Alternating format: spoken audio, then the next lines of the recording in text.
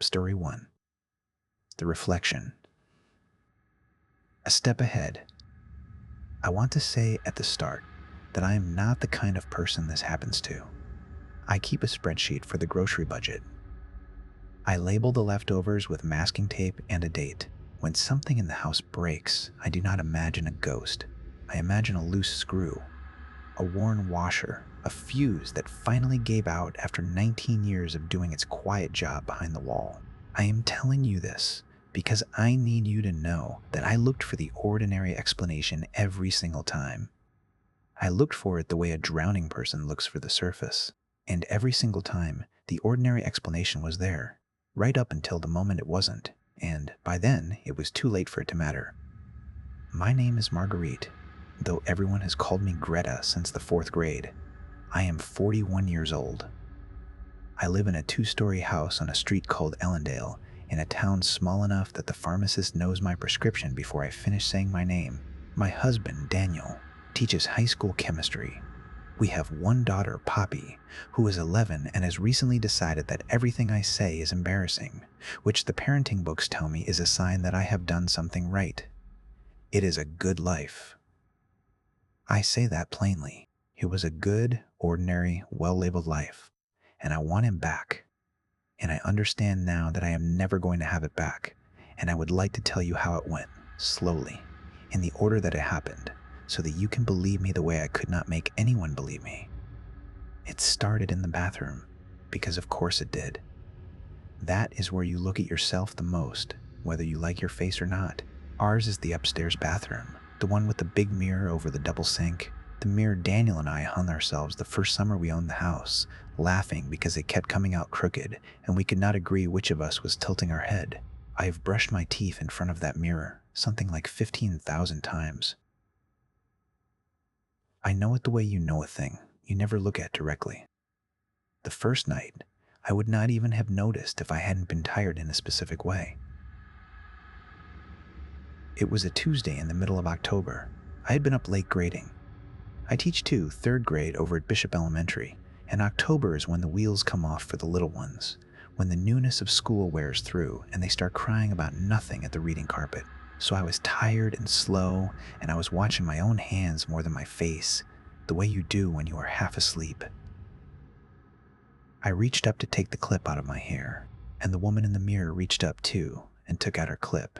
And it was only when I set mine on the counter that I realized hers was already down, already resting on the porcelain, a full breath before mine touched the surface. I stood there. I told myself I had misjudged the timing, that the mirror does not lie, that a mirror cannot possibly do anything but repeat you, because that is the entire nature of a mirror.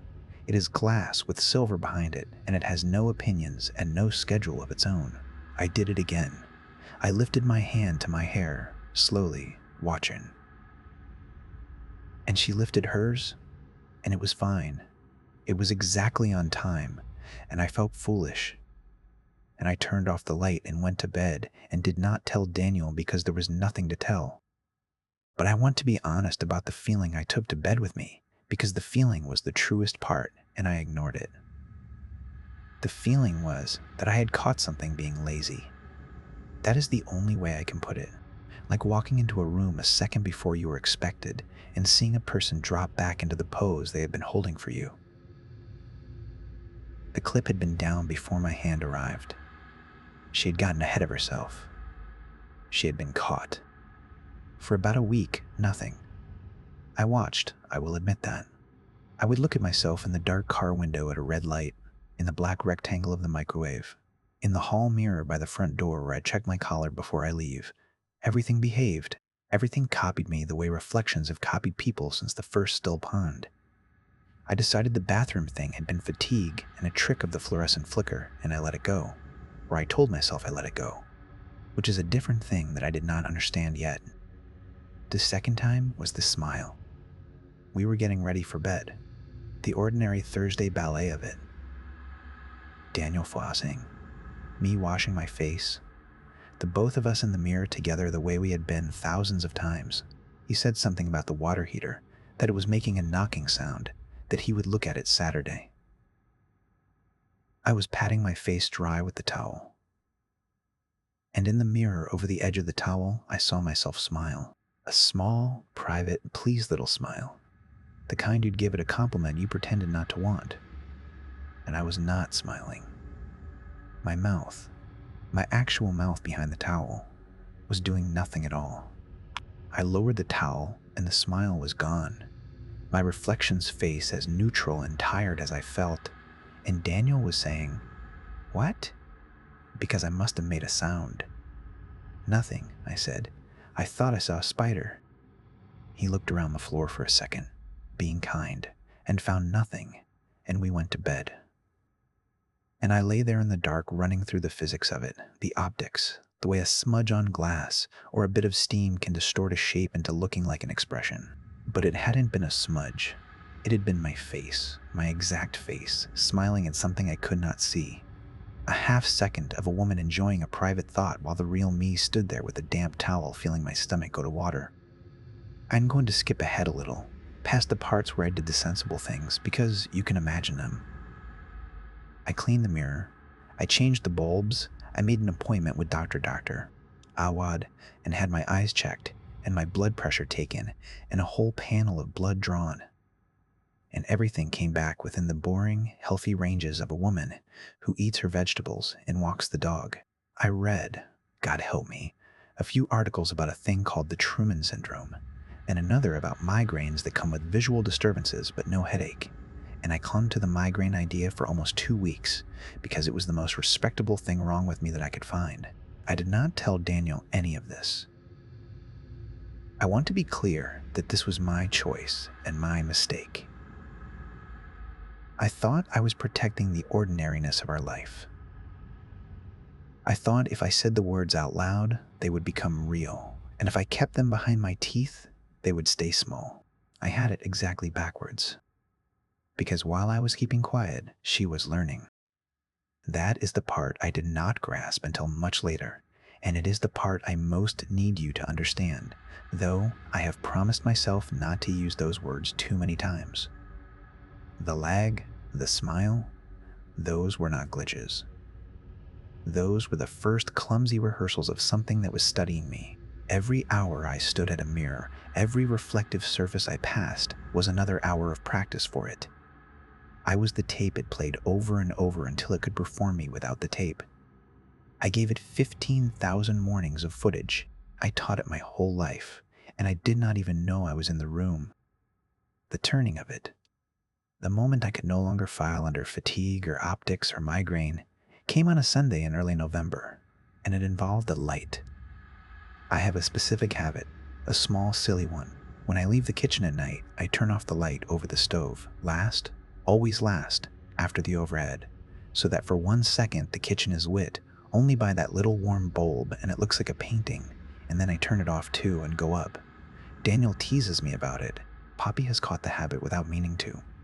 It is mine. It is small and it is mine. That Sunday, I came into the kitchen for a glass of water before bed, and the overhead was on, because I had left it on. And I filled my glass at the sink, and the window over the sink was black with night, so it threw my reflection back at me. The kitchen behind me, the light over the stove glowing warm in the glass. And as I stood there drinking, the light over the stove and the reflection went out. Just went out. Soft, the way it does when the switch is thrown. The reflection in my kitchen went 1 shade darker. I turned around. The stove light in my actual kitchen was still on, warm, steady, exactly where I had left it. I turned back to the window. In the glass, it was off. My reflection stood in a slightly darker kitchen than the one I was standing in, holding a glass of water, looking back at me with my own face, and I promise you this is true. I have gone over it 1,000 times, and it is true. Waiting. Politely. The way you wait for a slow person to catch up. I reached over, and I turned the stove light off myself. And in the glass, her hand did not move at all, because in the glass it was already done. For 1 full second, we were finally in the same darkness, she and then I ran. I am not proud of it. I left the glass in the sink, and I went up the stairs too fast in the dark, and I got in the bed next to my sleeping husband. And I lay there with my heart going like a bird against a window, and I thought very clearly, in my ordinary, careful voice, it is doing things first now. It is not copying me anymore. It is a step ahead. That was the first night I understood that the order was wrong. Not just the timing, the order. A reflection is supposed to be an echo. An echo comes after. What I was looking at was starting to come before. I told Daniel the next morning. I had to. I could not carry it alone anymore, and I thought, this is almost funny now. I thought that saying it to another person would break the spell of it, that Daniel's good-humored, feet-on-the-ground presence would walk into the bathroom with me, and the mirror would behave, and we would laugh, and he would say I'd been working too hard, and we would book a weekend at the lake. He was kind about it. He was so kind that it made it worse. He listened over his coffee with his eyebrows doing the thing they do when a student tells him the dog ate a lab report, the patient, waiting for the real story thing, and when I was done, he said, Greta, when did you last take a real day off? And I understood that he had heard. My wife is exhausted and seeing things, which was a reasonable thing to hear, which was the thing I would have heard, and I could not blame him, and I also could not reach him. And those two facts sitting side by side made me feel more alone than I had felt in my life. But here is the part about that morning that I did not understand until it was much too late, and it is the part that still, when I let myself think about it, makes the back of my neck go cold. He came upstairs a few minutes after me while I was doing my hair. He stood in the doorway of the bathroom with his tie loose around his neck, and he watched me in the mirror, and he smiled at my reflection and said, There she is. There's my girl. And my reflection smiled back at him, warm, easy, her eyes crinkling. And I was not smiling. I was looking at him in the glass with my jaw tight and my eyes scared, and he was looking at a woman in the same glass who was smiling at him like a Sunday morning, and he did not see the difference. He saw the smile. He answered the smile. He kissed the top of my head and told me to go easy on myself today and went to work, comforted, having had a nice small moment with his wife, and his wife had spent that moment terrified with a flat mouth, and it did not matter, because she was there to smile for him and I was not needed for it at all. That is when I started keeping the notebook. I am a teacher. When I do not understand something, I make notes and I look for the pattern, because the pattern is where the truth hides. So I got a composition book, the marbled kind I'd buy for the classroom by the dozen, and I started writing down every incident, the date and the time, and exactly what happened in the plainest words I could. No adjectives, just the facts, the way I'd want a witness to give them. I thought if I could see it laid out, I could find the rule. And if I could find the rule, I could find the loose screw, the worn washer, the thing that was actually wrong that I could actually fix. I have the notebook still. I am going to tell you some of what is in it, because the pattern is the whole point, and the pattern is what should frighten you if anything I say does. November 9th. Applied lipstick. Reflection applied lipstick approximately 1 second ahead, chose the same shade but a cleaner line than I managed. November 11th. Reflection in the dark bedroom window turned its head toward the hallway before Poppy called from the hall. I heard Poppy call after. Read that one again the way I did, sitting at the kitchen table at midnight. The reflection heard my daughter before I did. It turned toward the sound of Poppy's voice a full beat before the sound existed for me. It was not just ahead of my movements now, it was ahead of my world. November 14th. At the grocery store, in the freezer door glass, my reflection reached for the peas. I had not decided yet. I reached for the peas. I want to sit on that one for a moment because it was the one that took the floor out from under me. I stood in the frozen aisle at the ShopRite under those flat white lights, and I watched the glass, and the woman in the glass reached out and took the peas. And a half second later, I felt my own arm rise and my own hand close on the cold bag. And the terrible thing, the thing I could not explain away, was that I had not decided to buy peas. Daniel doesn't like peas. We never buy peas. But she reached, and then I reached, and I stood there holding a bag of frozen peas I did not want, and I understood that the question of who was copying whom had quietly, without any announcement, reversed. I was starting to follow her. My body was doing what she had already done. I put the peas back. It took everything I had to put the peas back, and even then, my hand shook doing it because it felt like disobeying. I need to say something here about what it felt like, being followed by yourself, because scared is not the right word, and I have been trying for a long time to find the right word. It felt like being made unnecessary. That is the closest I can get. Every time she did something first, and did it a little better, a cleaner lipstick line, a warmer smile, the right thing said to Daniel a half second before I would have said it worse. I felt a little more like a rough draft. Like the practice swing before the real one, she was not angry at me. She never once looked angry, or hungry, or cruel. That would almost have been a comfort, because you can fight a thing that wants to hurt you. She looked busy. She looked like a woman with somewhere to be, going about the business of being me, and my being there too was an inconvenience she was patiently working around until she wouldn't have to anymore.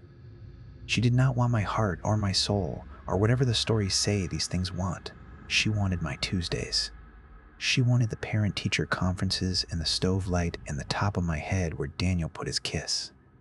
She was doing a job, and I was the last piece of clutter in the room she was cleaning out. December came. The incidents got closer together and less about mirrors, and this is the part where even I have trouble believing in, so I will just tell you flat. The people started answering her. Not just Daniel. Everyone. It happened by degrees, so gently that I kept missing the moment it turned, the way you never catch the exact instant a room goes dark at dusk. Poppy would ask a question and I would open my mouth, and before I could speak, she would have her answer. The right answer. The mom answer. And Poppy would nod and wander off, satisfied, and I would realize I had not said anything at all, and neither, as far as I could tell, had anyone in the room but me. And yet the answer had been given, in my voice, and my daughter had heard it. I began to understand that when I spoke, sometimes, people were not hearing me. They were hearing her. There was a version of me arriving in the room a half second early, saying my lines, and by the time I said them for real, they were already old news, an echo nobody needed. I tested it. Of course I tested it. I am who I am. At dinner one night, I decided, privately, that I would say something strange, something the mom version would never say, to see whose words landed. I planned it all afternoon. I was going to say, out of nowhere, I've always hated the color of this kitchen. A small rebellion. A thing that was mine, ugly and true and unrehearsed, that no smiling rehearsal of me would ever choose to say. I opened my mouth at dinner, and I heard my own voice, warm and easy, say, "Poppy, honey, elbows." And Poppy took her elbows off the table. And Daniel smiled. And I had not said it. I had been about to say the thing about the kitchen, and she had said the elbows thing first, in my voice, from my chair, and my family had responded to her, and the thing I had rehearsed all afternoon died in my throat, unspoken, because there was no longer any room in the air for it. She had the floor now. She had the chair, and the voice, and the family, and she was better at it than I was, and I sat there in my own dining room being drowned out by myself, 1/2 second at a time. I stopped sleeping much after that. I would like to describe the house at night, because I spent a great deal of that December moving through it in the dark, and it became a different house to me. A house I understood better than I ever had in the day. At night, the house is full of black glass. I had never counted before. The 2 windows over the sink, the window in the back door, the glass of the microwave and the oven, and the framed photographs in the hall. My wedding, Poppy as a baby, my mother who has been gone 6 years now, the dark television, the biggest black mirror of all, sitting in the living room like a held breath. The window at the top of the stairs, my phone when the screen goes dark. I had lived my whole life surrounded by surfaces that gave me back to myself, and I had never once thought of them as doors. They were all doors, and she was in every one of them. And she was always, always a step ahead, and she was never in a hurry, which I have promised not to say the way the stories say it, so I will say instead, she was never worried. She had the calm of someone who knows how the story ends because she is the one ending it. There is a night I have to tell you about specifically, the worst of them, or the one that felt worst before I understood which one truly was. It was the 18th of December, late, everyone asleep but me. I had come downstairs for water. I could not seem to break the habit even though the kitchen had become the worst room. And I stood at the sink, and I would not look at the black window. I made a point of not looking. I lifted my hands at the running water, anywhere but the glass, and the house was very quiet. And into that quiet, from the black window I was refusing to look at, I heard the stove light switch throw. That small, specific click. The warm light behind me, reflected in the glass I would not look at, going out. I had not touched the switch. The stove light in my real kitchen, I could see the warm glow of it on the counter in front of me, was still on.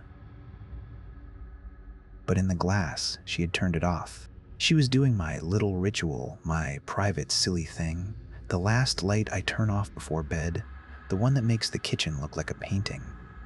She was doing it for herself now, on her side, in her kitchen, getting ready to go up to her bed and her husband and her daughter, and I finally looked. I could not help it. I looked into the black window, and she was not looking at me. Every other time, she had been looking at me, wearing my face, waiting for me to catch up. This time, she was not. She had her back half turned, and she was reaching for the switch of the overhead now, the last motion before the room goes fully dark, and she was doing it the way you do a thing. You have done 10,000 times, without thinking, without needing to check, because it is simply your life, and you are simply living it. She had stopped rehearsing. She was not practicing being me anymore. She was just being me, and she no longer needed to keep an eye on the original, because the original was, I could see it in the ease of her shoulders, no longer relevant to the performance. The dress rehearsals were over. She knew the part. I said her name, my name. I said Greta out loud to the window like an idiot, like calling to a train that has already left, and my breath fogged the cold glass, and she reached up and turned off the overhead, and her side of the kitchen went black. And I was standing in a lit kitchen, looking at a dark one, which is not how reflections work, which is not how anything works. And I understood that the two kitchens were coming apart. Hers was going up to bed. Mine was being left on.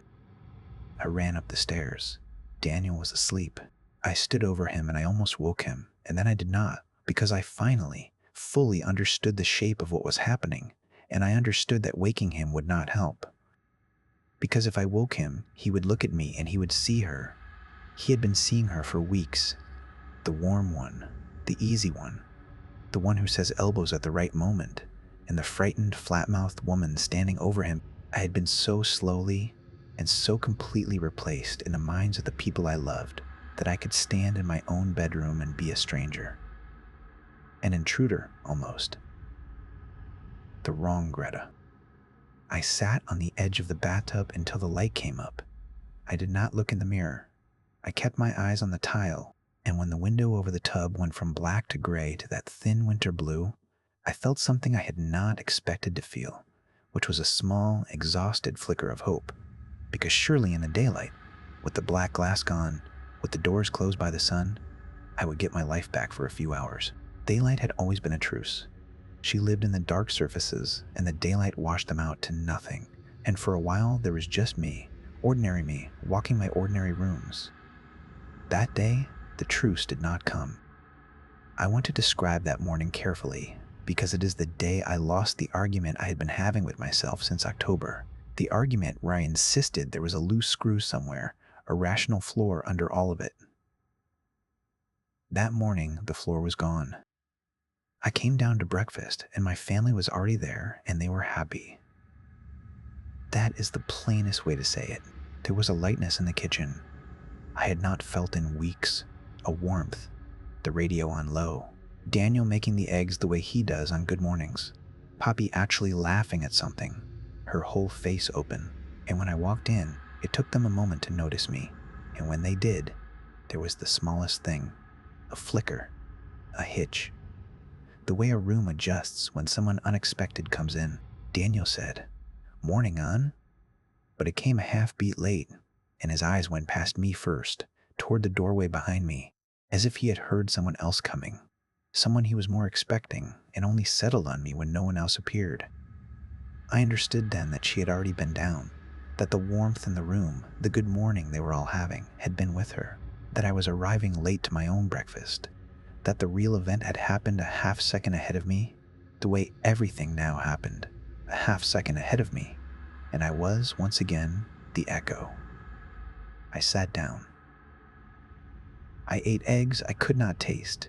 Poppy told a story about a girl at school and looked at Daniel the whole time, not at me, and I told myself that was just 11, just the age, and I knew it was not.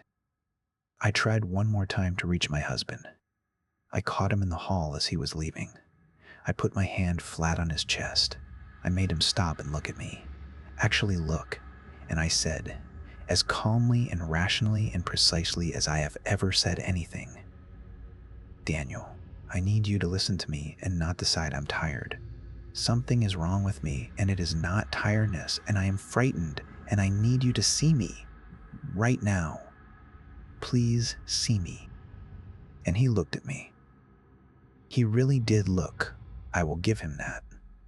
He gave me his eyes and his full attention for a long 3 seconds in the hallway with his coat half on. And then he smiled, gently, the way you smile at someone you love who is not well, and he said, "Greta, you just told me the exact same thing at breakfast, word for word, and I told you we'd figure it out together, remember?" I had not said anything at breakfast. I had eaten eggs. I could not taste and said nothing at all. But she had. She had said it word for word, my careful, frightened speech, and Daniel had heard it, and he had comforted her. And now here I was saying it again like a broken record, like the crazy person he was gently, lovingly deciding I was. And every true thing I said only made me look more like the copy, the glitchy one, the one repeating a line that had already been delivered better by someone else. She had even taken my fear. She had performed my desperate plea for help and gotten the comfort for it, and left me with nothing to say that would not sound like an echo. There was no sentence left in the world that was only mine. She had all of them now, a half second before I could reach them. He kissed the top of my head. He said, "We'll talk tonight, okay? I love you." And he left. And he meant it. He did love me. He loves me still, I think. Or he loves the me that goes down to breakfast and answers Poppy and turns off the stove light and says the frightened speech at the right time and lets him comfort her. He loves that Greta very much. She is easy to love. I was the one who lay awake and refused to smile and stood over him in the dark. She has smoothed all of that out. She is the better draft. I understand why he prefers her. On the bad nights, I almost prefer her too. I need to bring this to the end now, and I find I do not want to, not because the end is loud. It was the quietest thing that ever happened to me, but because telling it makes it true again, and there is a part of me that still, even now, even from where I am, wants to believe there was a loose screw. It was the night before Christmas Eve. The house was full of the good, tired feeling of a family that has done its wrapping and eaten too much and gone up to bed happy. I had spent the evening on the edges of it, the way I spent all my evenings now, present but not quite included. A guest at my own holiday, Poppy had hugged me goodnight. She still hugged me. That is the thing that undoes me. She still came to me for the goodnight hug, even as she looked to the other one for everything else. Some animal part of her still knew which arms were the real ones. And I had held her too long, and she had squirmed away, and I had gone downstairs to turn off the lights.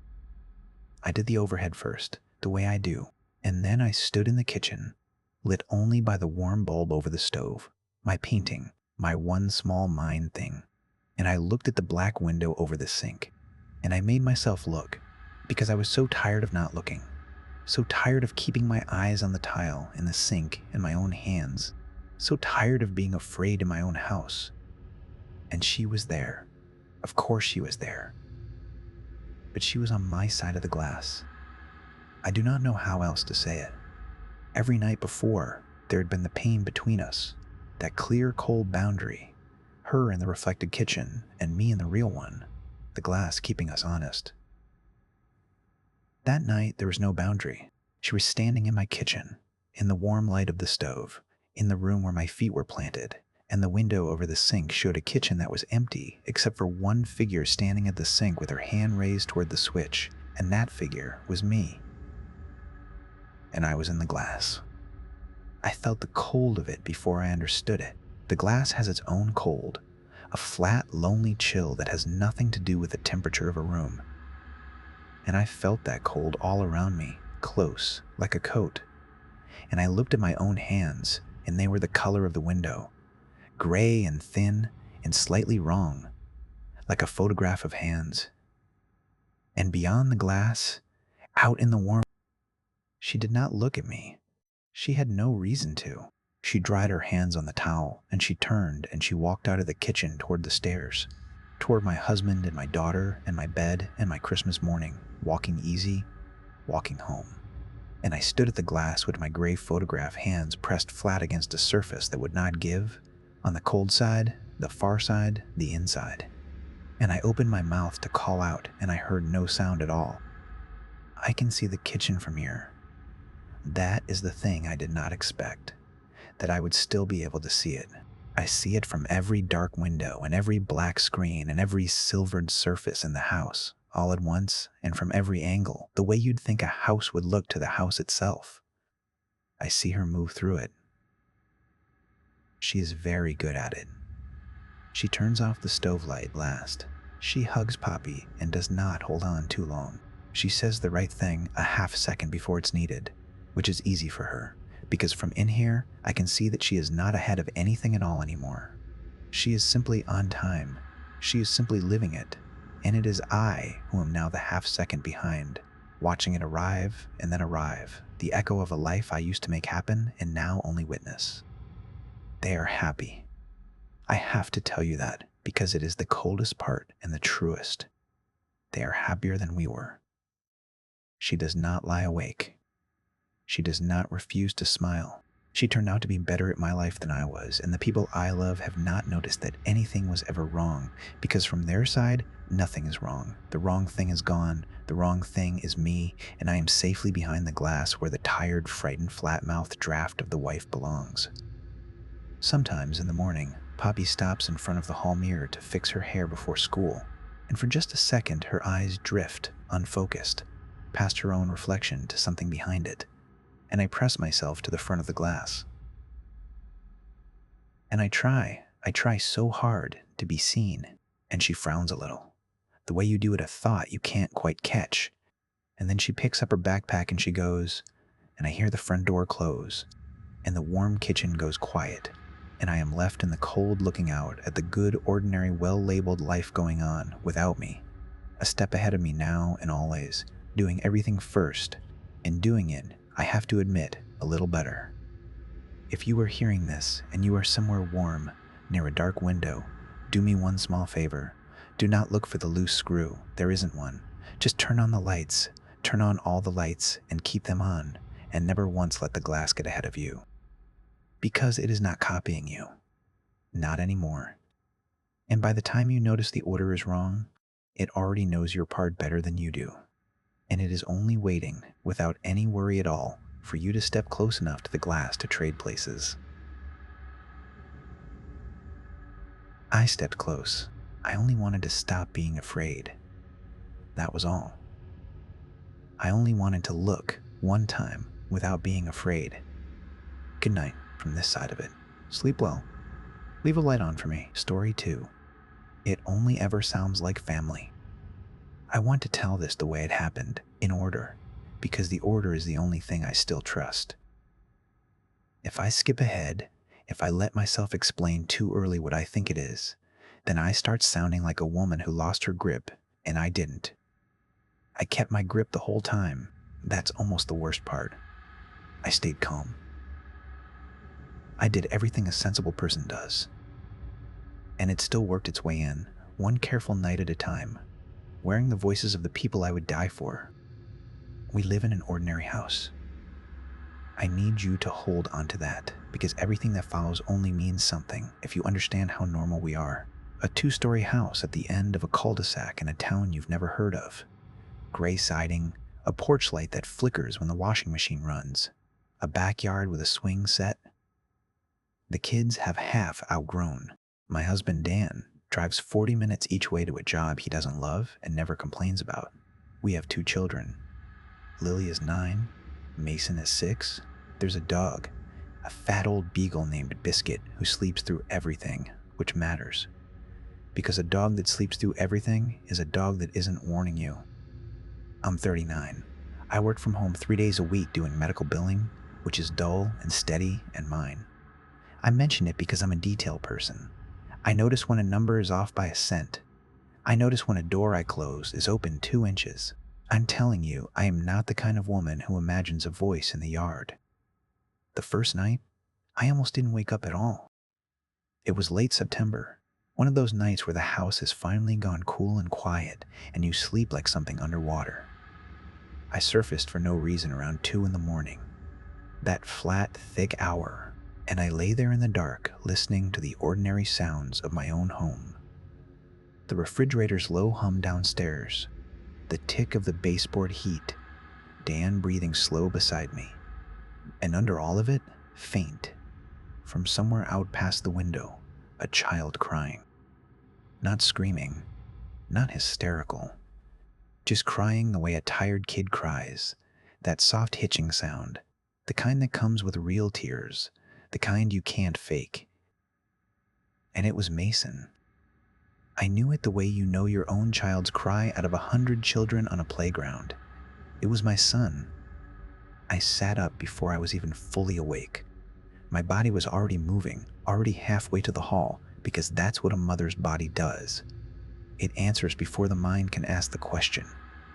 And the question, when it came, stopped me cold in the doorway. Why is Mason outside? Because he wasn't. He couldn't be. I'd tucked him in at 8. I'd checked on both of them at 11 when I went to bed, the way I always do, the last thing before I sleep. So I did what any of you would do. I went to his room first.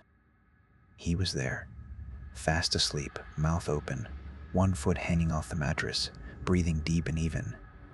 Biscuit was on the rug by his bed, not even lifting her head. And outside, clear as anything, I could still hear my son crying in the backyard. I want to be honest about that first night, because later nights got worse, but nothing ever hit me quite like that. Standing in my sleeping child's doorway, looking at him safe in his bed and hearing his voice, his exact voice, not a chill. Ice. The kind that starts at the scalp and pours down. I told myself it was another kid, a neighbor's child, out late, upset. Voices carry strange at night. That's a real thing. Sound bends over cool ground. I've heard our neighbor's TV like it was in our kitchen. I told myself all of that standing there, and it held together well enough that I went to the window at the end of the hall and looked out over the backyard. Nothing. The swing set. The dart shape of the fence. The neighbor's motion light off, which meant nothing had moved through their yard. Our grass silver under a half moon.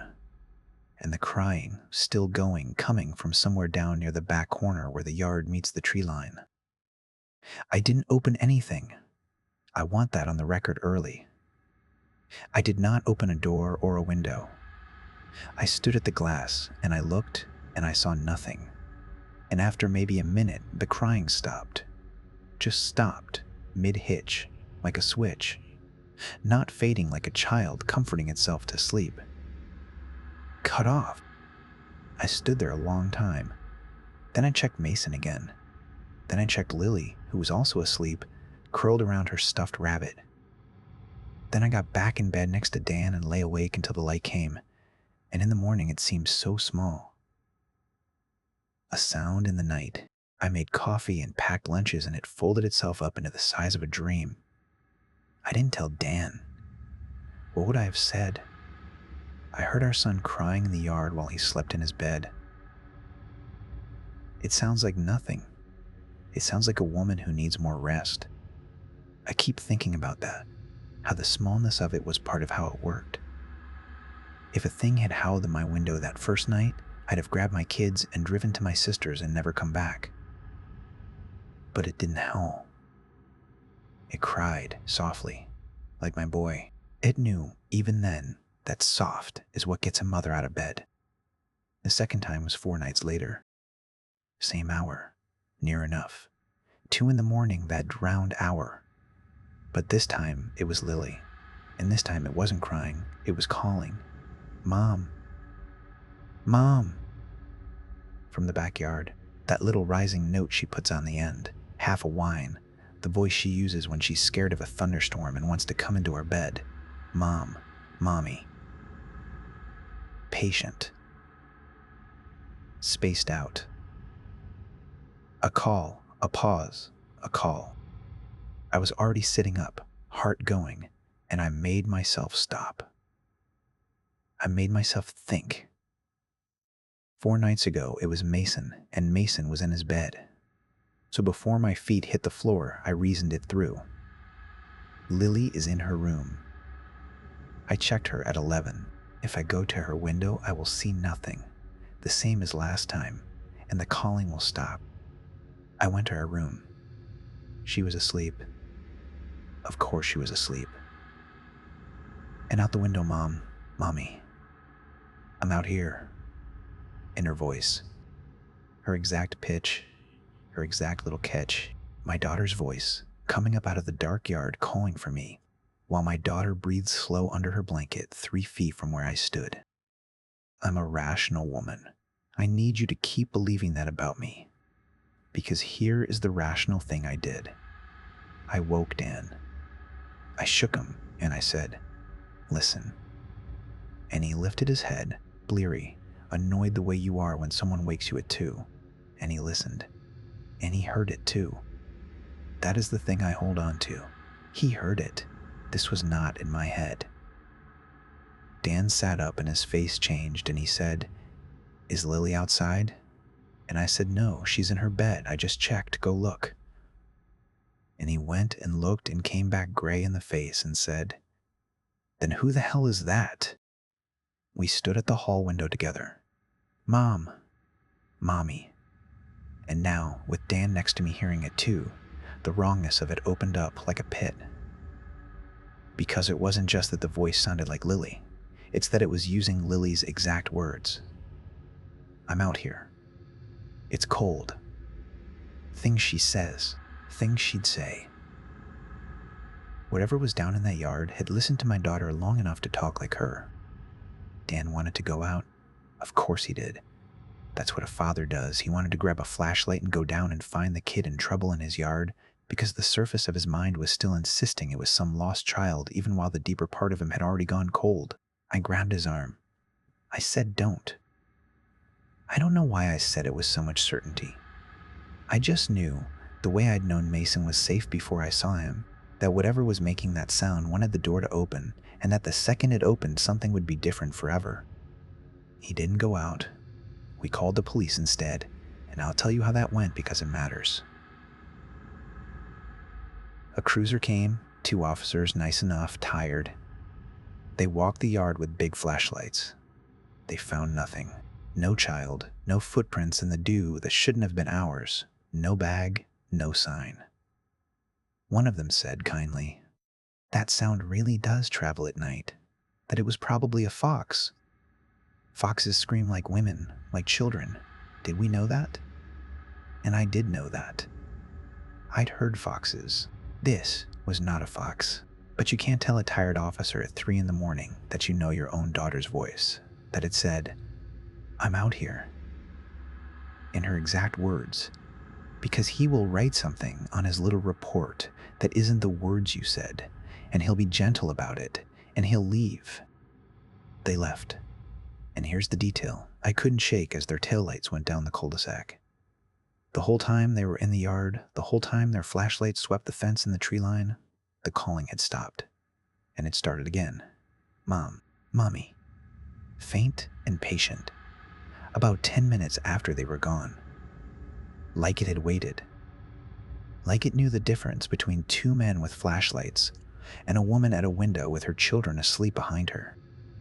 Dan heard that too. He didn't say the fox thing again. We didn't sleep. In the morning, we told ourselves we'd figure it out, get a camera, get a floodlight, a real one. Dan ordered a security camera off his phone at the breakfast table, 2-day shipping, and we both felt better having done a thing. Willie ate her cereal and asked why the police car was outside in the night, and I said a neighbor had a problem. Nothing to worry about. Eat your breakfast, baby. She has my eyes. She looked at me a second too long, the way kids do when they can tell you're smoothing something over, and then she went back to her cereal. Mason didn't wake for any of it. Biscuit slept through the police, through the flashlights, through all of it. That dog. The camera came. Dan mounted it over the back door, angled down across the yard toward the tree line, and we watched the little app on our phones like it was a fireplace. 2 nights. Nothing. Just the motion alerts from moths and the neighbor's cat, and once a possum waddling along the fence. I started to breathe again. I started to think, foxes, sound at night, an overtired mother, a coincidence of 2 bad nights, done now. The 3rd episode was the one that broke something in me, and the camera is the reason. It was Dan's voice. I woke. That hour again, always that hour, 2-something, the house drowned and ticking, and I heard Dan calling me from downstairs. From the basement, specifically. Un? Can you come down here a sec? Ordinary, mildly annoyed, the tone he uses when the water heater's acting up or he can't find the breaker. I need you down here. And Dan was in bed beside me. I felt him there. My hand was practically on his back. I could hear him breathing, that little catch he does, and at the same time his voice was coming up the basement stairs, through the floor, calling me down. Warm. Casual. His. I didn't move. I lay there rigid, listening to my husband breathe next to me while my husband called me down into the dark, and I understood something I hadn't let myself understand before. It wasn't outside anymore, or it wasn't only outside. The voice was coming from inside the house, from the basement. It had learned the yard didn't work, that I wouldn't open the back door, and it had come closer, and it had changed voices. It had gone from my children, whom I would run to but might, if I was careful, resist, to my husband, whose call to come help with something is the most ordinary sound in my whole life. A sound I answer without thinking, a sound with no fear in it at all. That's what got me. There was no fear in the voice.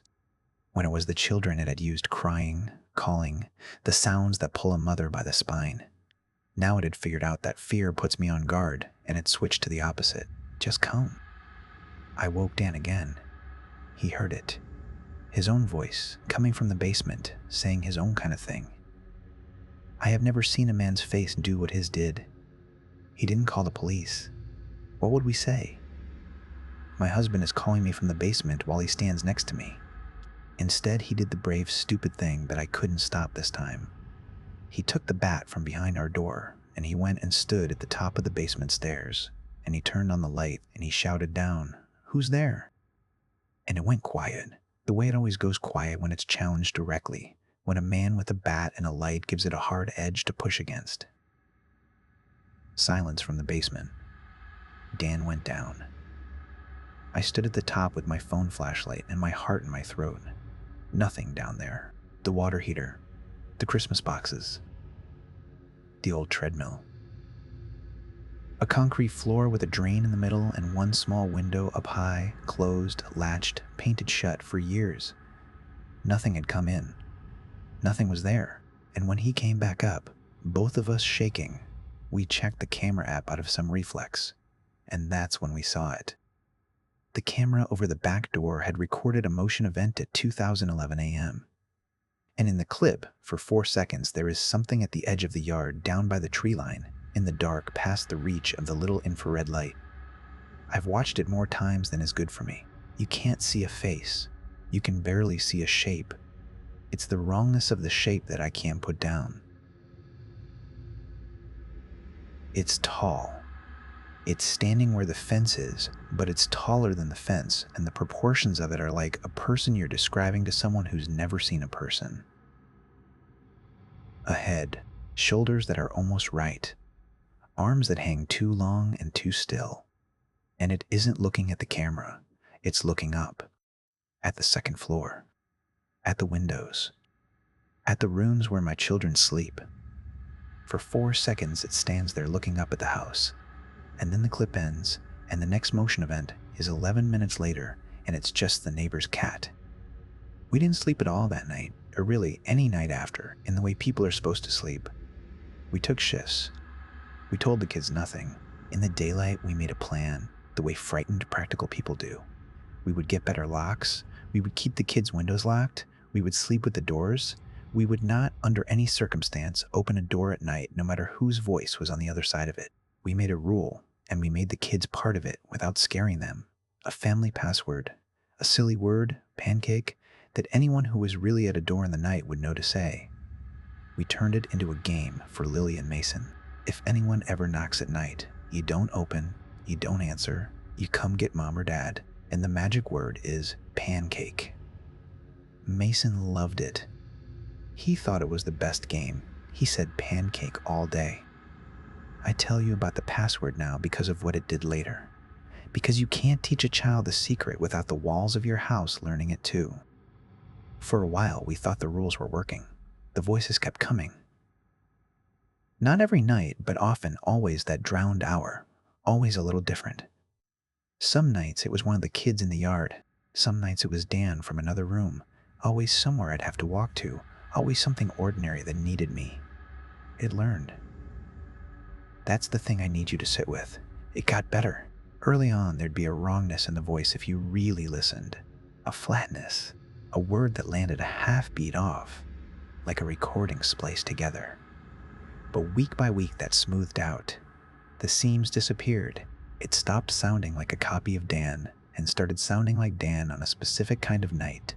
Tired, a little impatient, the exact register of a man who's been up too late and wants his wife to come help him find the flashlight. It was studying us through the walls.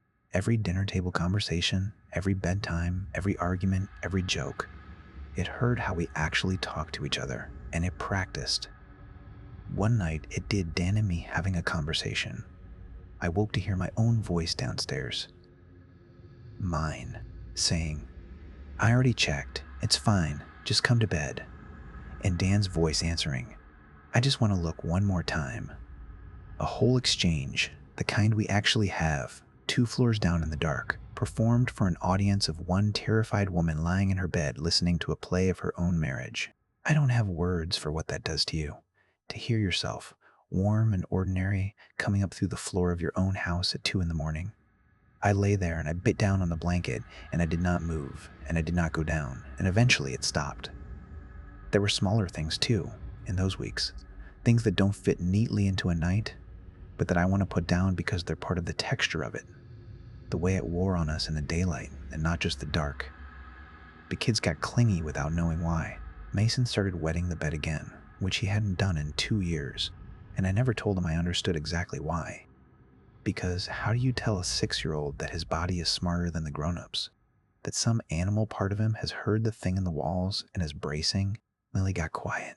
She's a chatterbox, my Lily. She narrates her whole life, and she went quiet at dinner, pushing food around.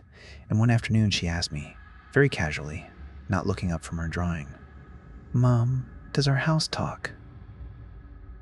And I said, "What do you mean, baby?" And she said, "Sometimes I hear it saying my name, but it's not you." I sat very still at that kitchen table. The thing had gotten to her too. It had been calling her in some voice, at some hour I hadn't caught, and she'd folded it into her 9-year-old world as just another strange thing adults haven't explained yet. I held her that night longer than she wanted. I checked the locks 4 times. And the daytime silences. That's a thing I can't make sound frightening. But it frightened me more than the voices some weeks. The house went quiet in a wrong way in the afternoons. You live somewhere long enough, you know it sounds. The pipes, the settling, the furnace, the road, and there'd be these pockets, 10 minutes, 15, where all of it just stopped, where the house held its breath, and I'd realize I was standing at the sink not moving, dish in my hand, listening to a silence that had a shape to it, like something in the walls had gone still to listen back. Biscuit would be under the table those afternoons, not asleep, just lying there with her eyes open, watching the baseboards. That dog slept through the police, but she watched the walls in the afternoons. I started keeping a notebook. The detail person in me needed data. Dates, times, which voice, what it said, whether the camera caught anything. I have pages of it. It never came before midnight or after 4. It never repeated the exact same line twice. It never. And I noticed this early, and it chilled me more the longer it held true. It never got a single fact wrong. It never called me a name I'm not called. It never referenced something that didn't happen. When it used Lily's voice, it talked about things Lily cares about. When it used Mason's, it stumbled over words the way Mason stumbles, the little lisp on his S's. It knew Biscuit's name. One night, in Dan's voice from the kitchen, it said, "The dog needs to go out. Can you let her out?" And that one nearly got me, because that is such a nothing sentence, such a normal 2 in the morning. The dog is whining sentence, except Biscuit was asleep on her bed and not whining at all. That was its mistake, those weeks. It was too good at the words and not good enough at the world. It would produce a perfect sentence for a situation that wasn't happening. The dog that wasn't whining. The child that was asleep. It had the voices, but not the moment, and I clung to that gap like a railing, as long as I could catch the gap. As long as some small fact was always wrong, the dog, the bed, the hour, I could keep my feet still. I could lie there and let my husband's voice beg me to come down, and I could hold on to the one true thing. He's here. He's breathing. The real one is here. It figured that out too.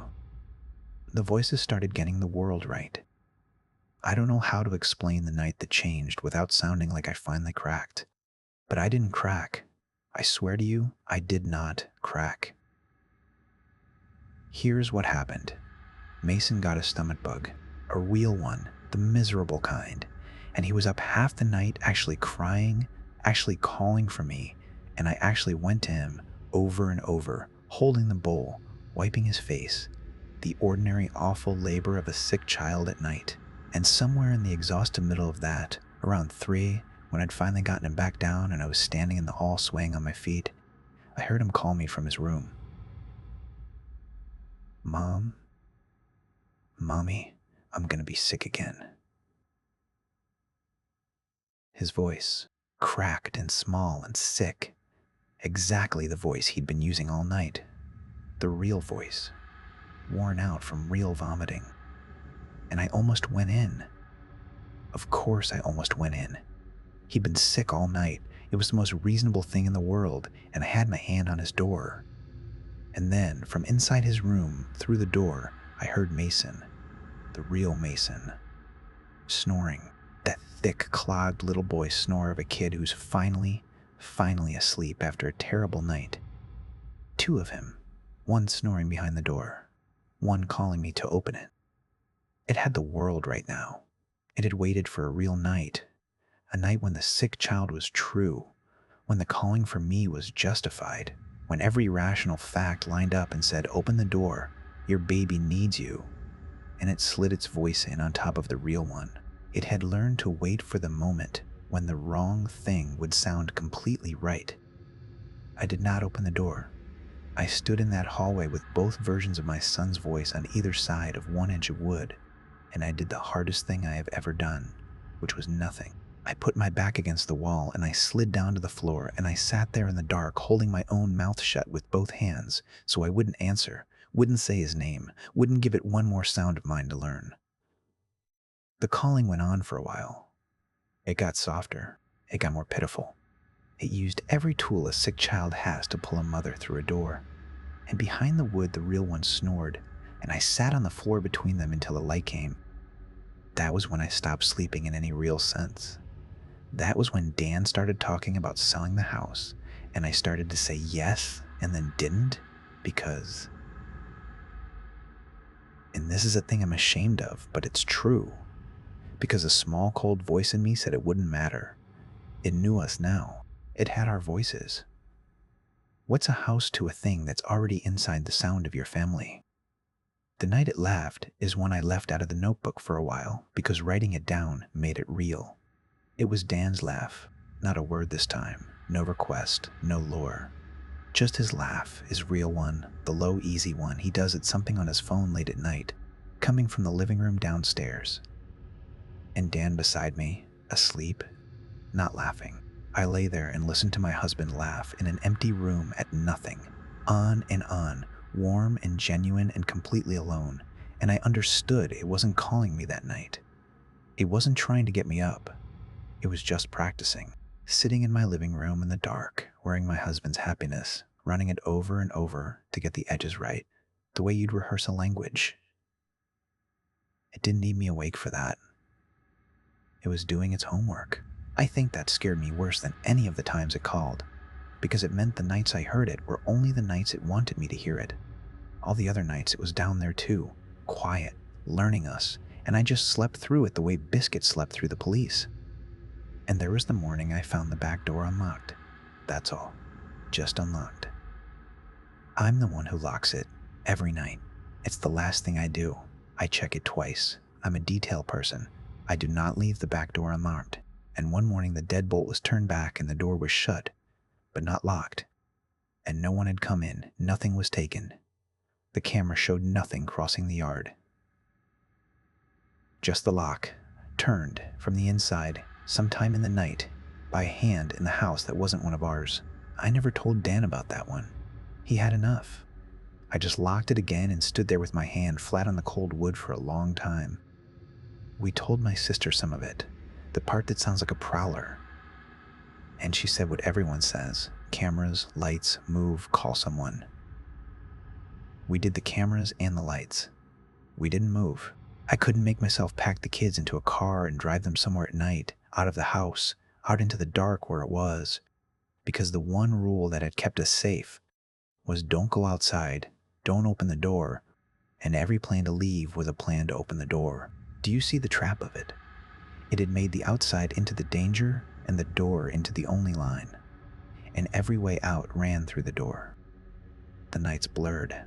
I'm not going to pretend I can put them all in order anymore. My notebook goes strange in the later pages. The handwriting gets bad, but some of them I'll never lose. The night it knocked. It had never knocked before. It had always been a voice from a distance, a room away, the yard, the basement. But one night, late, there were 3 soft knocks on the front door, spaced like a person, patient. And then Dan's voice, low, close to the wood. It's me. I forgot my key. Don't wake the kids. And Dan asleep upstairs. It had never come to the door itself before. It was getting bolder. It was closing the distance. Yard, then basement, then the room next door, now the door itself. 3 feet of night away from my hand on the deadbolt. I said through the door, without opening it, the only thing I could think of. I said, "What's the word?" My voice shaking. And there was a silence, a long one. And then Dan's voice, warm, easy. "Come on, hun, it's cold, just open up." Not the word. It didn't know the word, and relief went through me so hard, I nearly threw up. Because the password it held, the one thing it hadn't stolen, and I backed away from the door and I did not open it. And after a while, the knocking stopped. I want to tell you the password saved us. For a while it did. It became the thing I trusted. Any voice, any hour, I'd say what's the word and it never knew it, and I could breathe. You already know where this is going. I knew it too, the moment I heard it happen, and there was nothing I could do but stand there. Here's the last night. The one I'm telling all of this to get to. The one that's why I can't stay in that house. Why I'm at my sister's writing this down at her kitchen table with all the lights on. It was a normal evening before it. That's what I keep circling back to. Dan grilled. The kids ran through the sprinkler even though it was getting cool.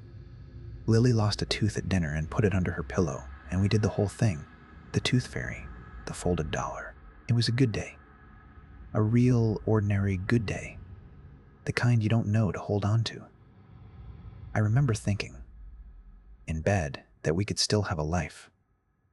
That maybe it was fading, that had been quieter that week. I remember being almost happy. 2-something, the drowned hour. I woke because I heard Lily. Not calling, not crying, just talking, soft, from her room, the murmuring a kid does when they're half asleep and telling you something that seems very important to them, that low run-on sleepy voice. And under it, another voice, answering. Also Lily's. No. Mason's. And another, the whole family's voices, low and overlapping, coming from Lily's room. A soft murmur of everyone I love, all talking gently at once in the dark. Like a conversation. Like the family I'd hear through the walls at bedtime. Except all of us were in our beds and the sound was coming from one child's room. And then, clear, out of the murmur, in Lily's little voice, sleepy and certain and warm, came the word, pancake. I stopped breathing. It had the word. I don't know how. I've turned it over 1,000 times. We'd said it aloud in the house so many times, made it a game, taught the kids to keep it secret from strangers, but never from the house, never thinking the walls were listening, never thinking the thing that steadied us through the walls would be patient enough to wait weeks, months, for us to say our one safe word enough times for it to steal. It had let the door knocking fail. It had let me feel safe. It had waited, and it had gathered. And now, in my daughter's own sleepy voice from my daughter's own room, it said the word that meant open. It's really us. It's safe. And I felt the whole architecture of my safety come down without a sound. And I heard, down the hall, the soft click of a bedroom door. A door opening. Not mine. Not the one I was frozen behind. Down the hall, toward the kids' rooms. A door I hadn't opened. Opening. And a small pair of feet on the hardwood. And Mason's real voice, thick with sleep, delighted, trusting, saying into the dark hallway the thing we'd taught him, the thing that meant it's safe now, the game's over, you can come out. Pancake! I heard the word. You said the word. And another voice, gentle, so gentle, from the top of the stairs where none of us were, answering him, warm, patient, mine. My own voice, from the dark at the top of the stairs, saying, good boy, come here, baby, come to mommy. I was already running. I was already screaming his name, my real voice tearing out of me to drown the calm one wearing it, my feet not fast enough, the hall too long, the way halls get in, the worst dreams. And I heard my son's happy little feet cross the landing toward the voice that sounded like me, toward the dark at the top of the stairs, and I heard him say, there you are, to something I couldn't see yet. And I heard it say back in my voice, so soft, so loving, the last thing I heard clearly before I reached them, there you are. I got him. I need you to know I got him. I had my arms around my son at the top of the stairs, and there was nothing there, nothing, empty, dark, the front hall below us, quiet, every door in the house shut, Dan crashing out of our room behind me, Lily crying, real crying, the true kind. Nothing had taken him. Nothing was there. I held him so hard he squirmed. Everyone was accounted for. Everyone was safe. I counted them with my hands in the dark, all 4 of us, all here, all real. We left that night, bags in the car, kids in pajamas, and yes, we opened the door, the front door, to get to the car. And I will not describe to you what it costs to open your own front door at 3 in the morning after all of that, to step out into the yard where it had stood looking up at the house. We did it fast. We didn't look at the tree line. We drove to my sister's with every light in the car on and the kids asleep before we hit the highway. We're all here. That's the thing people want to hear, and it's true. All 4 of us, and the dog, safe at my sister's, 40 miles away, and the house is just sitting there empty with a for sale sign we haven't managed to put up yet. But I'll tell you the thing I can't get past, the thing that keeps me up in a house that isn't even mine. Everyone was accounted for that night. I counted us. 4 of us and the dog, all in our beds, all real, all here. When it did Mason in the yard, the real Mason was in his bed. When it did Dan in the basement, the real Dan was beside me. Every single time, the real one was safe and the voice was the copy, and I held on to that. The real one is always here.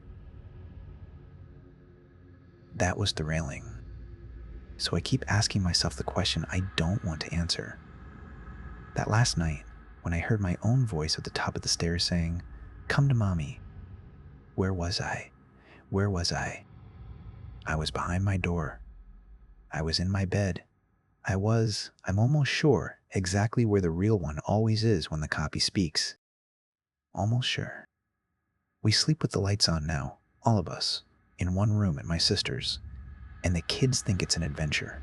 And Dan holds my hand across the gap between the air mattresses until he falls asleep, and I lie awake in the light, and I listen to my family breathe, all of them, close, safe, counted, and every night, right around that drowned hour, half asleep, I hear one of them say something soft in the dark. Lily murmuring, Mason's little snore, Dan asking me something low and ordinary, and my whole body goes still. And I lie there in the light with my eyes open, and I make myself do the only thing that has ever can. I don't answer. I just listen, and I count them. And I tell myself, it's only ever the family. It only ever sounds like family. That's how you know it isn't. Go to sleep now. Keep your eyes closed. And whatever calls you, however much it sounds like someone you love, don't answer it back. Story 3. The locks were never the problem. I want to be clear about something before I tell you the rest of this, because I know how it sounds, and I know the kind of woman people picture when they hear a story like mine. They picture someone nervous. Someone who checks the stove 3 times and still isn't sure. Someone who hears the house settle and calls it footsteps. That isn't me. I want you to understand that going in, not because it makes the story better, but because it's the only thing I have left that's true. I am 41 years old. I have lived alone for 6 years, ever since the divorce, in a small house on a quiet street in a town you've never heard of, and I have never once been afraid of being alone in it. I liked it. I liked the quiet. I liked knowing that every sound in the house was a sound I had made. I worked in insurance for 11 years before I moved to claims investigation, which means my entire job is looking at a situation somebody has described and figuring out which parts of it actually happened. I am good at that job. I am hard to fool. I do not scare easy, and I do not lie to myself, and both of those things used to be a comfort. The house is a single story, 3 bedrooms, built in the 70s, with a detached garage and a fenced backyard. I bought it because it was solid. Good bones, the realtor said. And for once, a realtor was telling the truth. Real wood doors, not the hollow core kind. A basement that stayed dry. A kind of house that feels like it's on your side. When I moved in, I changed the locks the first day, because you always change the locks, and I remember standing in the doorway that evening with the new brass key warm in my hand, thinking, this is mine now, and nobody comes in here that I don't let in. I had a dog then, and I have the same dog now, so let me tell you about her, because she matters more than anything else in this. Her name is Birdie. She's a shepherd mix, 70 pounds, black and tan, 9 years old now, and gray around the muzzle. She is not a nervous animal. She doesn't bark at the mail carrier or the vacuum or thunder. When I brought her home from the shelter, the woman there told me she was the calmest dog they'd had in years, and that turned out to be exactly right. Birdie sleeps at the foot of my bed. She has slept there every single night for 7 years. That's the detail I keep coming back to, so hold on to it. Because the night she wouldn't come inside was the first night I understood that something was actually wrong, and not just wrong in my head. But I'm getting ahead of myself, and I told myself I'd tell this in order, because order is the only thing that makes it make sense. It started in October, which I only remember because I'd just put the heavier blanket on the bed. The first thing was small. So small I didn't even file it away as a thing at the time. I came into the kitchen one morning and one of the chairs at the table was pulled out. Just one, the one at the far end, angled away from the table like someone had been sitting in it and stood up and walked off without pushing it back in. I stood there with my coffee and looked at it and I thought, huh. And then I thought, I must have done that. And I pushed it back in and I forgot about it. That is the honest truth. I forgot about it completely. 2 days later, it was pulled out again. Now, I'm a tidy person. Not fanatical, but tidy. I push chairs in. It's automatic, the way some people always leave the toilet lid down or always hang the towel back up. I don't leave chairs pulled out, and I definitely don't leave the same one pulled out at the same angle twice. So the second time I noticed it, and I did what I do, which is I tried to build the explanation. I decided I must have a habit I wasn't aware of. Maybe when I sat down to put my shoes on. Maybe when I set my bag down. The mind is very good at this, at handing you a reason that lets you keep your morning the way it was. And I took the reason it handed me, and I pushed the chair in and I went to work. I started noticing the chair more after that, the way you do once something's been pointed out to you. Most mornings it was fine, tucked in, all 4 chairs the way I'd left them. But maybe twice a week, that one chair, the far one, would be pulled out. And here's the thing I told myself, and I want you to hear how reasonable it is, because I need you to understand that I wasn't being stupid. I told myself, you only notice it on the mornings it's pulled out. You don't notice the mornings it's fine because there's nothing to notice. You're not seeing a pattern. You're seeing the days that stick out. That's a real thing. That's a documented thing. We see it in claims all the time. People swearing the water heater always leaked on a Tuesday. I knew all that. I used all of it on myself. So I started paying attention on purpose.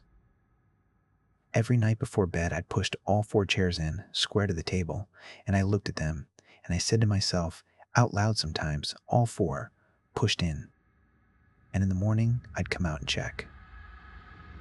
For a week, it was fine. Every morning, fine. And I felt a little foolish, and I started to relax.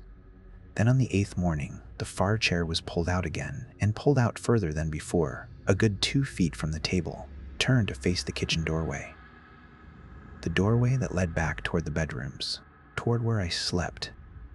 I sat down on the floor of my own kitchen and I made myself breathe. And then I did the sensible thing. I checked the doors and the windows. Everyone.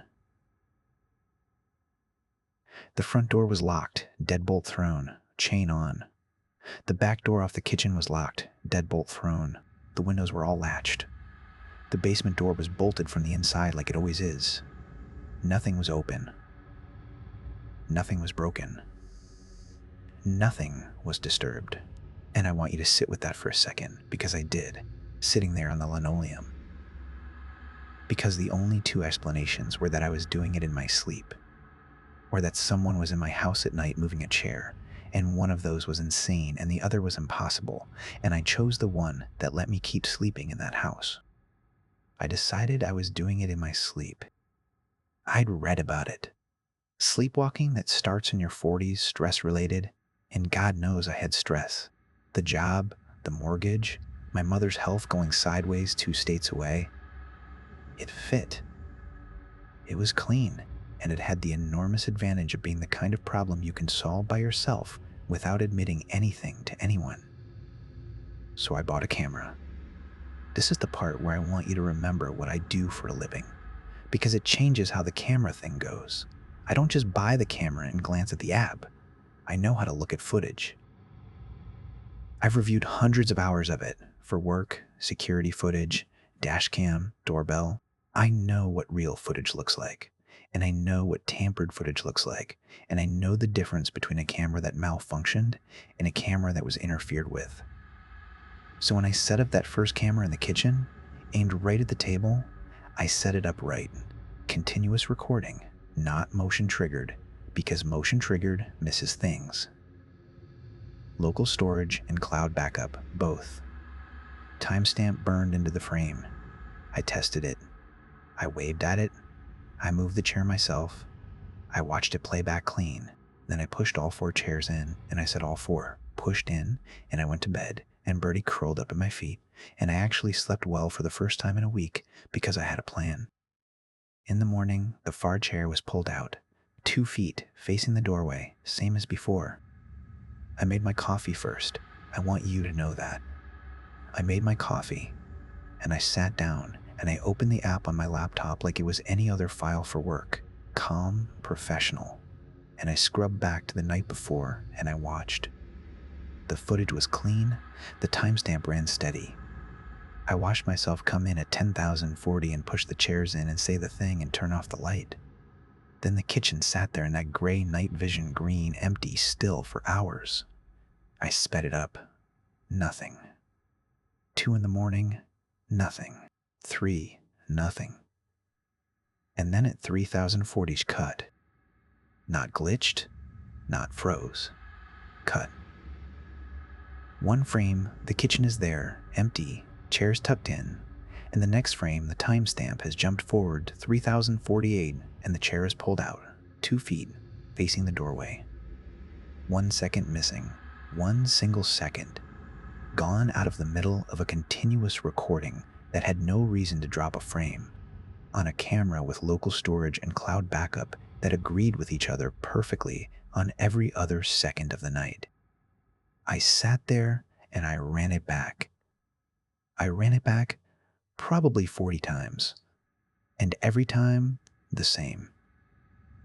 3047 and some seconds, chair in. 3048, chair out. The cloud copy had the same gap. That's not a malfunction. A malfunction doesn't stitch itself back together that neatly on 2 separate storage systems. That's someone who knows exactly how long they need and takes exactly that long and not a frame more. That was the day I stopped believing I was doing it in my sleep. Because I've never in my life pulled out a chair in under 1 second in the dark without knocking into anything, without the camera catching 1 blurred frame of me. Nobody does that, and a sleepwalker doesn't reach up and edit the tape. I did try that morning to find the ordinary answer, because that's the discipline. You exhaust the ordinary before you let yourself near the rest. I checked whether the camera dropped frames anywhere else in the 12 hours it had recorded. It didn't.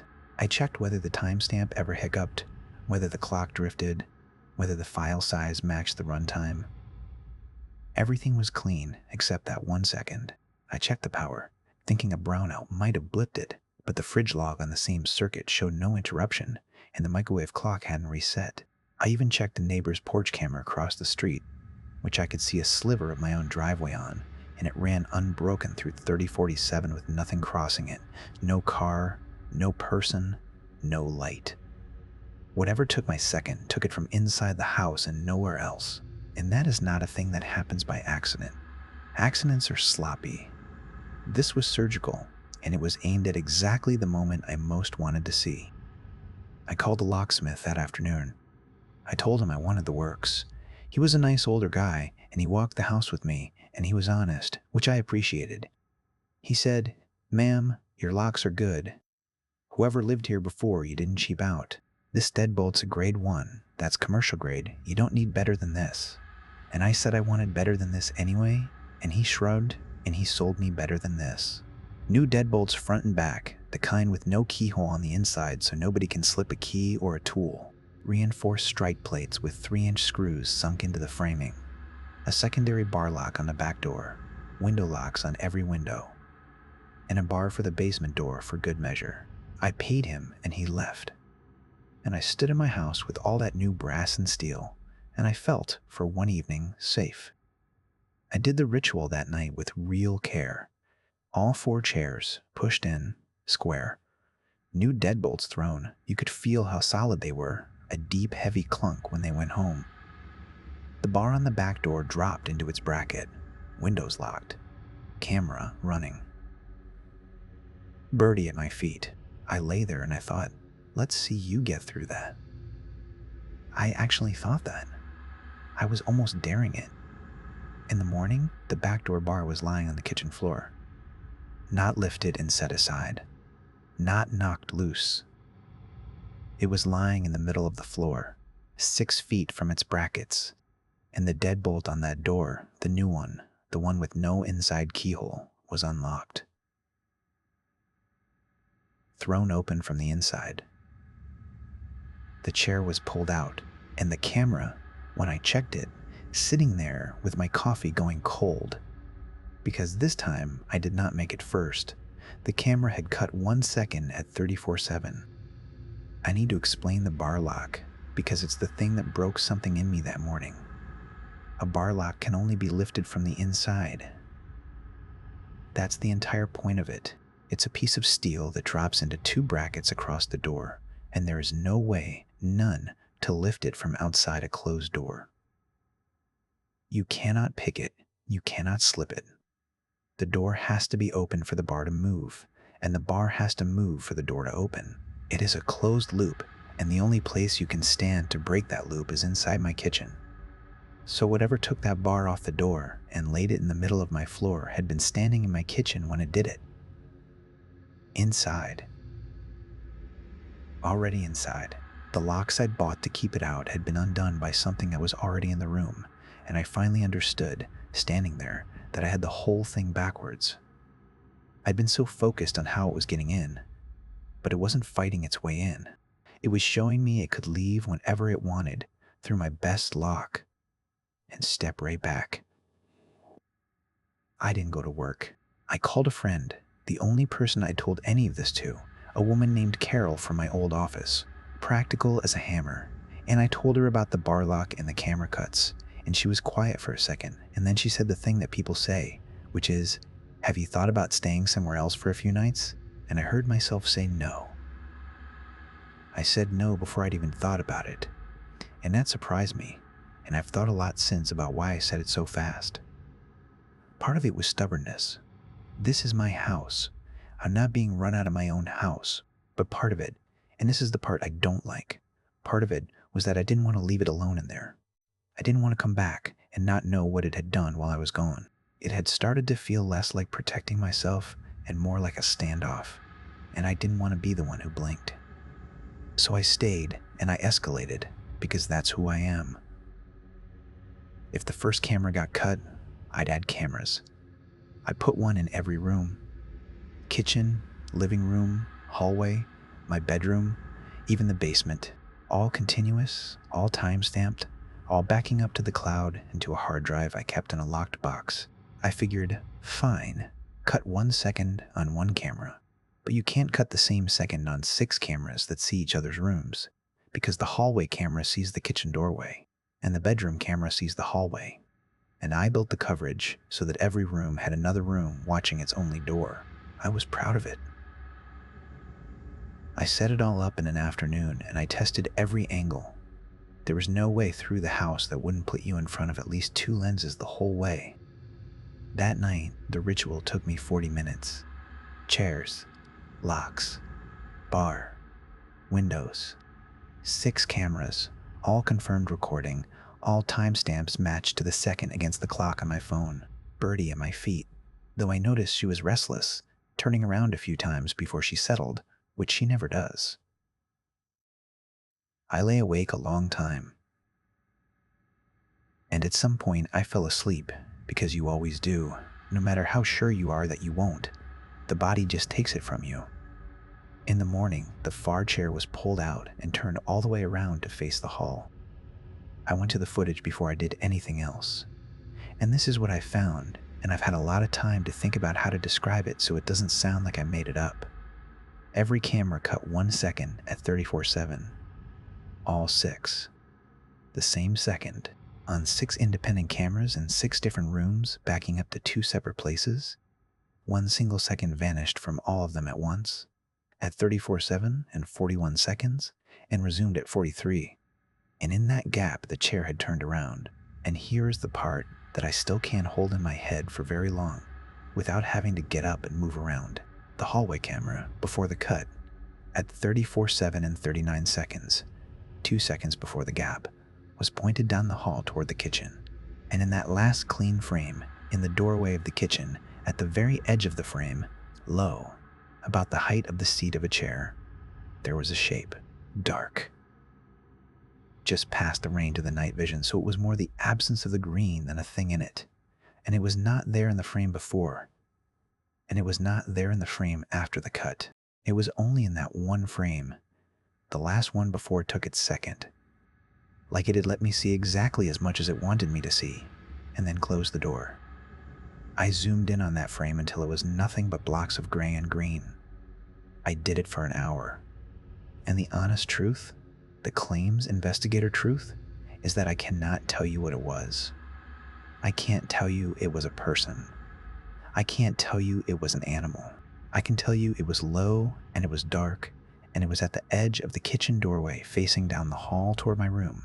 And I can tell you that I have looked at a great many frames of security footage in my life, and I have never had one make my skin go cold the way that one did. It was the wrongness of it. The way it sat in the geometry of my hallway like it belonged there. And I was the thing that didn't. That was the night Bertie first wouldn't sleep on the bed.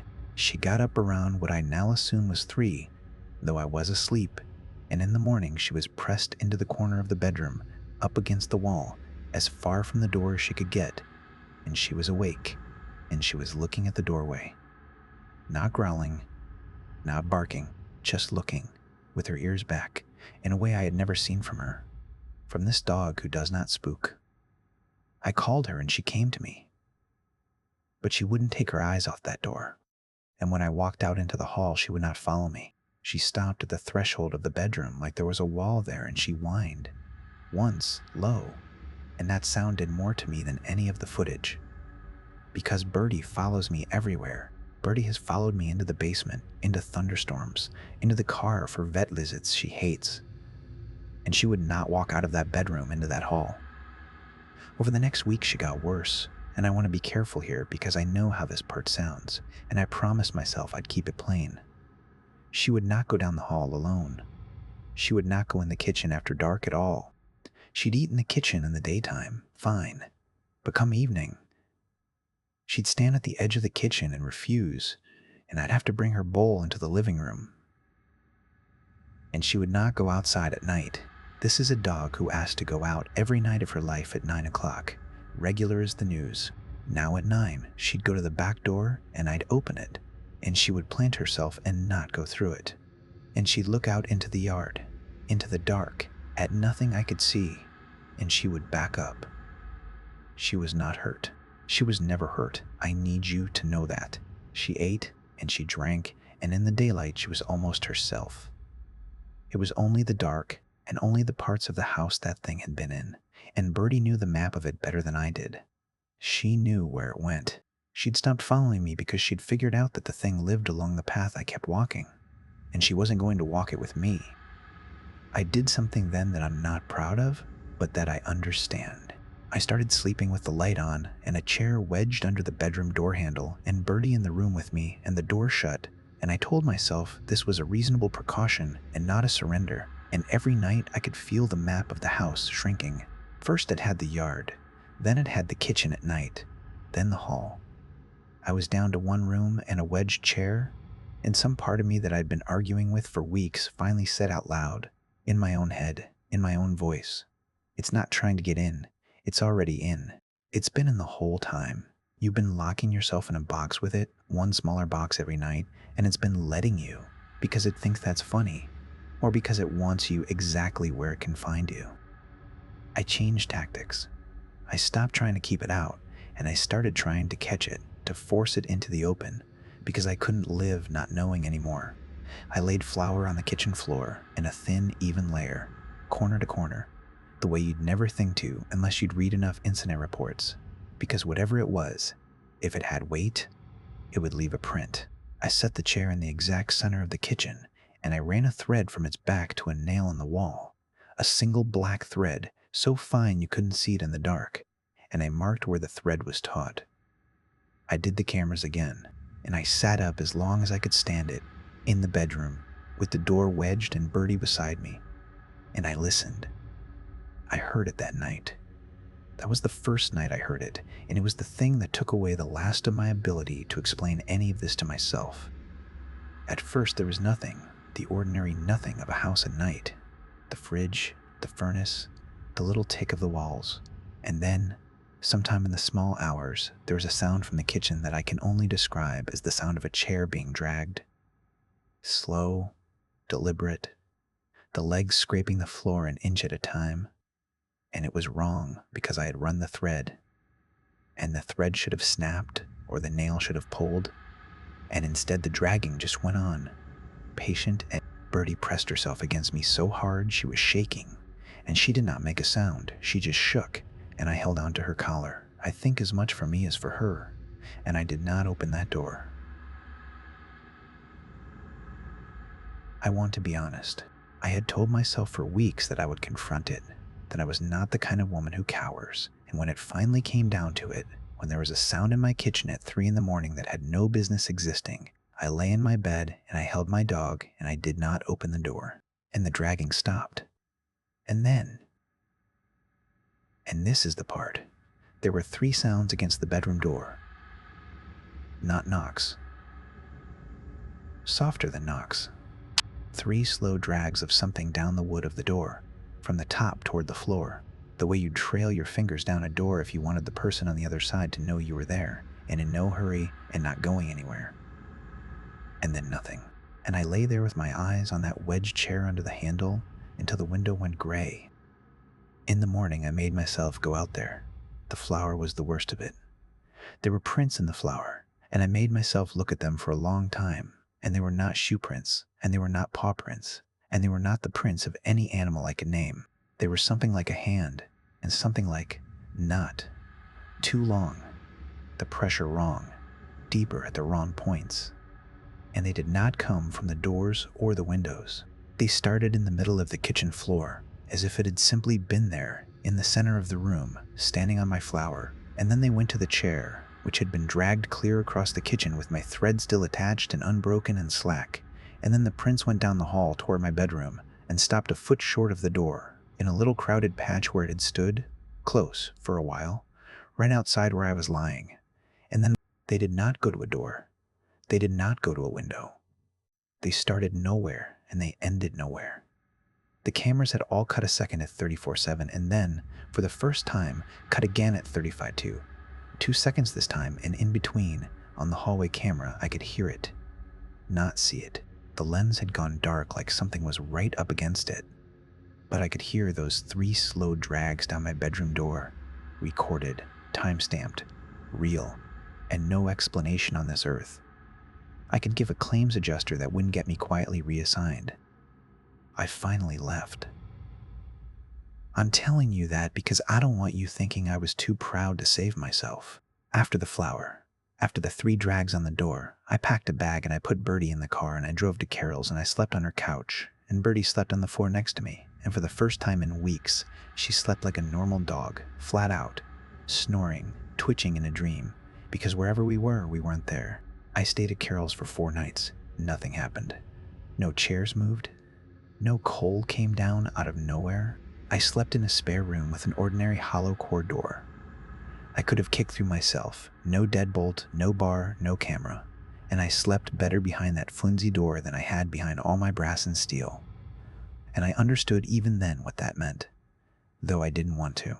It wasn't the door. It was never the door. It was the address. I started to feel the way you feel when a fever breaks, loose and shaky and embarrassed and enormously relieved. And Carol, bless her, never once told me I was crazy. She just kept the coffee coming and let me sit in her kitchen where all the chairs stayed exactly where you put them. But you can't sleep on a friend's couch forever. And the thing about a haunting, if that's even the word, the thing I learned, is that it doesn't need you to stay. It's patient about the one thing and impatient about everything else. It can wait for you to come home because it knows you will. Your whole life is in that house. Your job is near it. Your mail comes to it. Your bed is in it. And after 4 days, I told myself the most dangerous thing I have ever told myself, which was, maybe I brought the stress with me and left it there. Maybe if I go back rested, it'll be different. Maybe I just needed to break the pattern. I went back. Of course I went back. And the first night back, it was quiet. And the second night, it was quiet. And I let myself believe it was over. And on the third night, the ritual, the whole careful ritual I built over all those weeks, the chairs and the locks and the bar and the wedge and the cameras, the third night, it didn't wait for 3 in the morning at all. I hadn't even finished. That's the thing. I want to get this exactly right because it's the last thing and it needs to be right. I was still doing the ritual. It was maybe 11 o'clock. I had done the chairs and I had done the front door, and I was in the kitchen with my hand on the back door deadbolt, about to throw it, standing there in the light with Bertie behind me in the living room where she'd taken to staying, and I felt the cold first. Not a draft. A drop, all at once. Like a door had opened onto winter. Except every door was shut, I was touching the only one that mattered. And the kitchen light didn't flicker. It just went out, clean, the way the cameras cut, one instant on and the next instant not. And it was not 3 in the morning and I was not asleep, and there was no gap for me to find later and puzzle over, because I was in it. I was inside the missing second. Bertie did not bark. Behind me, in the dark that had been my living room, she made one sound, low, and then she was quiet. And I have chosen to believe she ran, because the back door was right there, and I had not thrown the bolt yet. And I would like to believe she got out into the yard she'd been so afraid of, because the yard, at least, it had already left. I did not hear the chair this time. I did not hear dragging. There was no slow approach down the hall, no fingers trailing down a door, none of the patient theater it had put on for weeks when it had time to spare and wanted me to watch. All of that was for when I was still deciding. There was just the cold and the dark and my hand on a bolt I never got to throw, and the sound of the far chair, the one I'd already pushed in, scraping out fast across the floor behind me, one hard scrape, close. And I understood in that half a second, with my whole body, that the reason it had moved that chair 1,000 times was so that I would always be listening for it, slow, so that when it finally came, it would sound, for just an instant, ordinary. It had never been trying to get in. The locks were never the problem. I had spent all those weeks and all that brass and steel and all that flour trying to answer the wrong question, how is it getting in? When the only question that ever mattered was the one I couldn't stand to ask, which is how long has it been in here? And the answer, I think, the answer I got in the dark with my hand on that bolt is longer than the house has been. It let me change the locks the first day. It let me feel safe standing in the doorway with the warm brass key.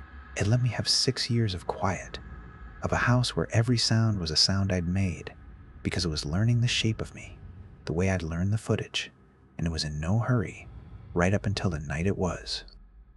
I'm telling you this from Carol's couch again, where I've been for a while now and where I'll stay, because I am never going back into that house, and I've made my peace with losing everything in it.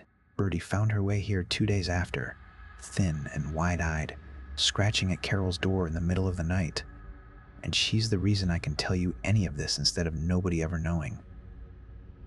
She sleeps at my feet again, but she still won't walk down a hall in the dark, any hall, in any house. And every night at about 11, she gets up and puts herself between me and the nearest door and lies down facing it, and she watches it, ears back, until morning. She knows something I've only just let myself know.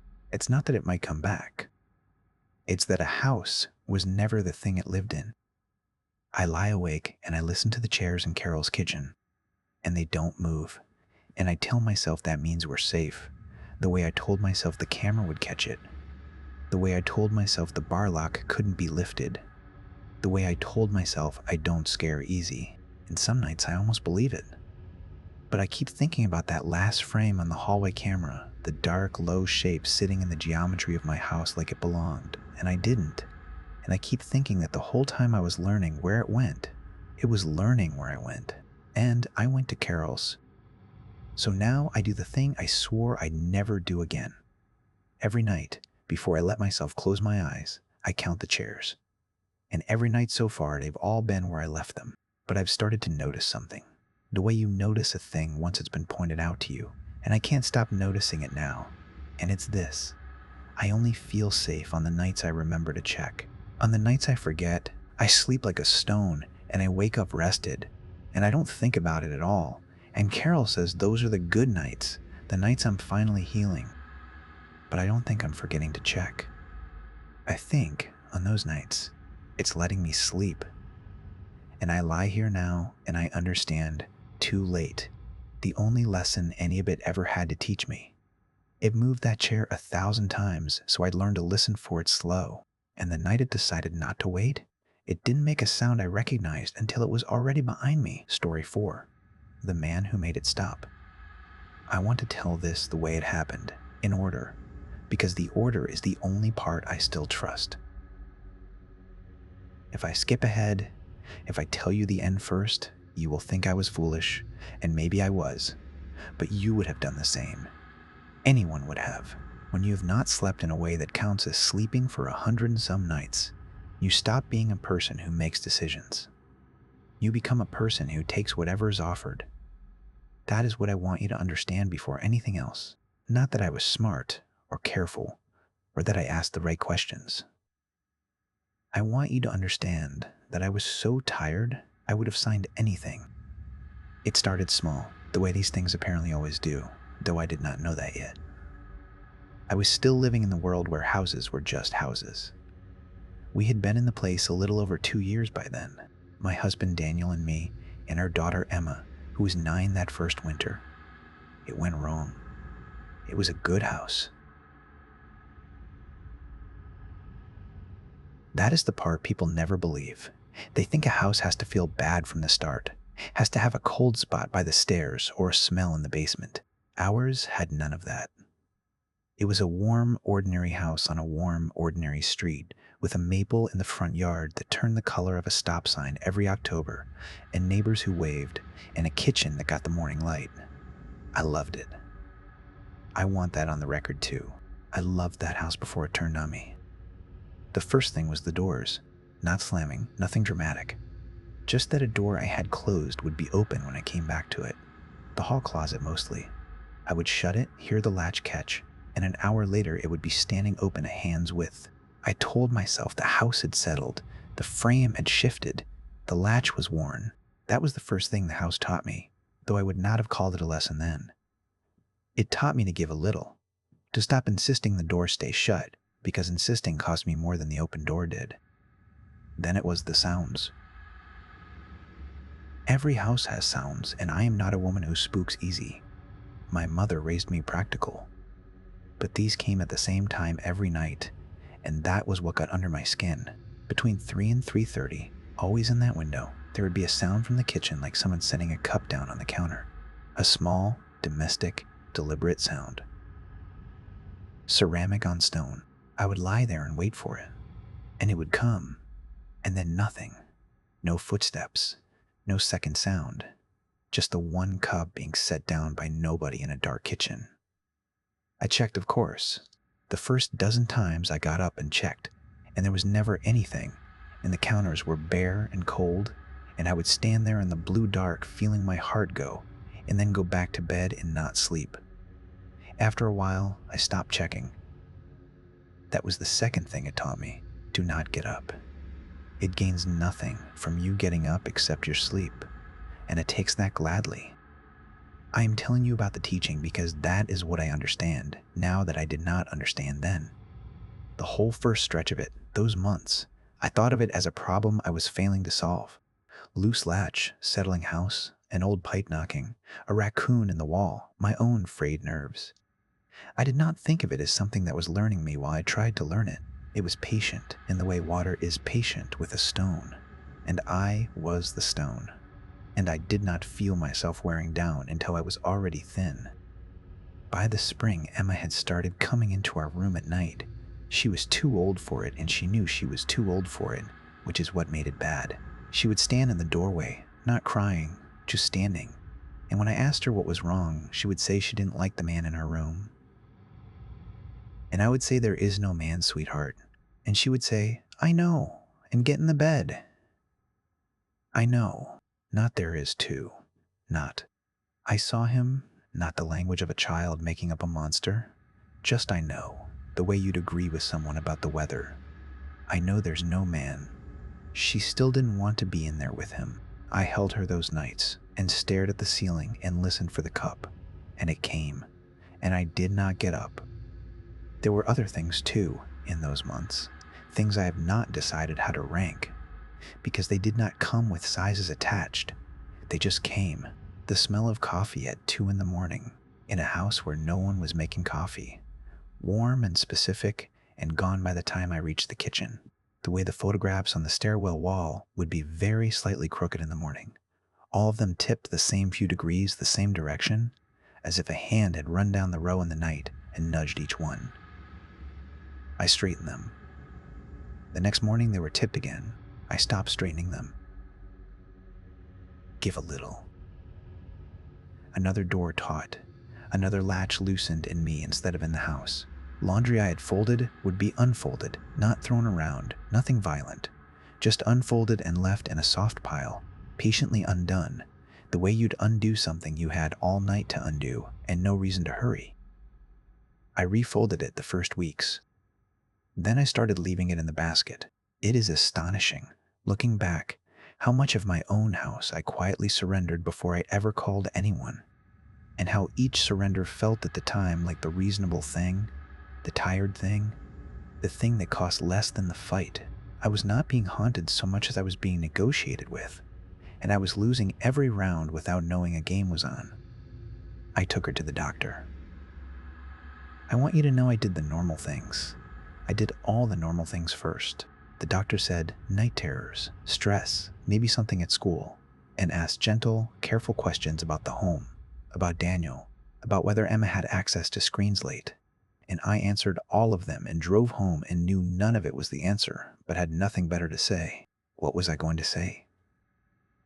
My daughter agrees there is no man in her room and is still afraid of him. There is no box on the form for that. Daniel and I started fighting, which I think now was part of it too, though I can't prove that, and I've stopped trying to prove things. He slept fine. That was the thing that opened up between us like a crack in a windshield, small at first and then all the way across. He slept fine, and I did not. And so we were living in different houses that happened to have the same address. He would wake up rested, and I would have been up since 3 listening to the kitchen, and he would look at me across the coffee with this expression that was trying to be sympathy, but kept sliding into something closer to suspicion. Like maybe I was doing this to myself. Like maybe I wanted to be tired. Like there was a version of me that was choosing this. I don't blame him. If it had been him not sleeping, and me sleeping fine, I might have thought the same. It is very hard to believe in a thing that only touches one person in the house. It makes the person it touches look like the problem. I need to describe the tiredness because everything after depends on it. It was not being sleepy. Sleepy is a warm thing, a heavy thing, a thing you can lie down into. This was the opposite. This was being scraped. By the 4th month, I was awake in a way that had no floor under it. I would be standing at the sink and lose a stretch of time, come back to myself with the water running and no memory of turning it on. I forgot Emma's dentist appointment, and then I forgot to pick her up one afternoon. Actually forgot. I was making mistakes that were starting to have edges. I could see, somewhere far off, the shape of a real disaster coming, the kind you cause yourself when you are too tired to be trusted with a car or a stove or a child. I could see it. and I could not wake up enough to steer away from it. That was where I was when I heard about the man. I want to be honest that I did not go looking for someone like him. I would have laughed at the idea a year before. I was raised to think of that whole world, the sage burning, the crystals, the people who charge you to walk through your house waving their hands, as at best silly and at worst a way to take money from the desperate. And here I was, the desperate, not with belief, with exhaustion. You do not have to believe in anything to be too tired to keep saying no. It was a woman from Emma's school who told me. Her name was Karen, and I did not know her well.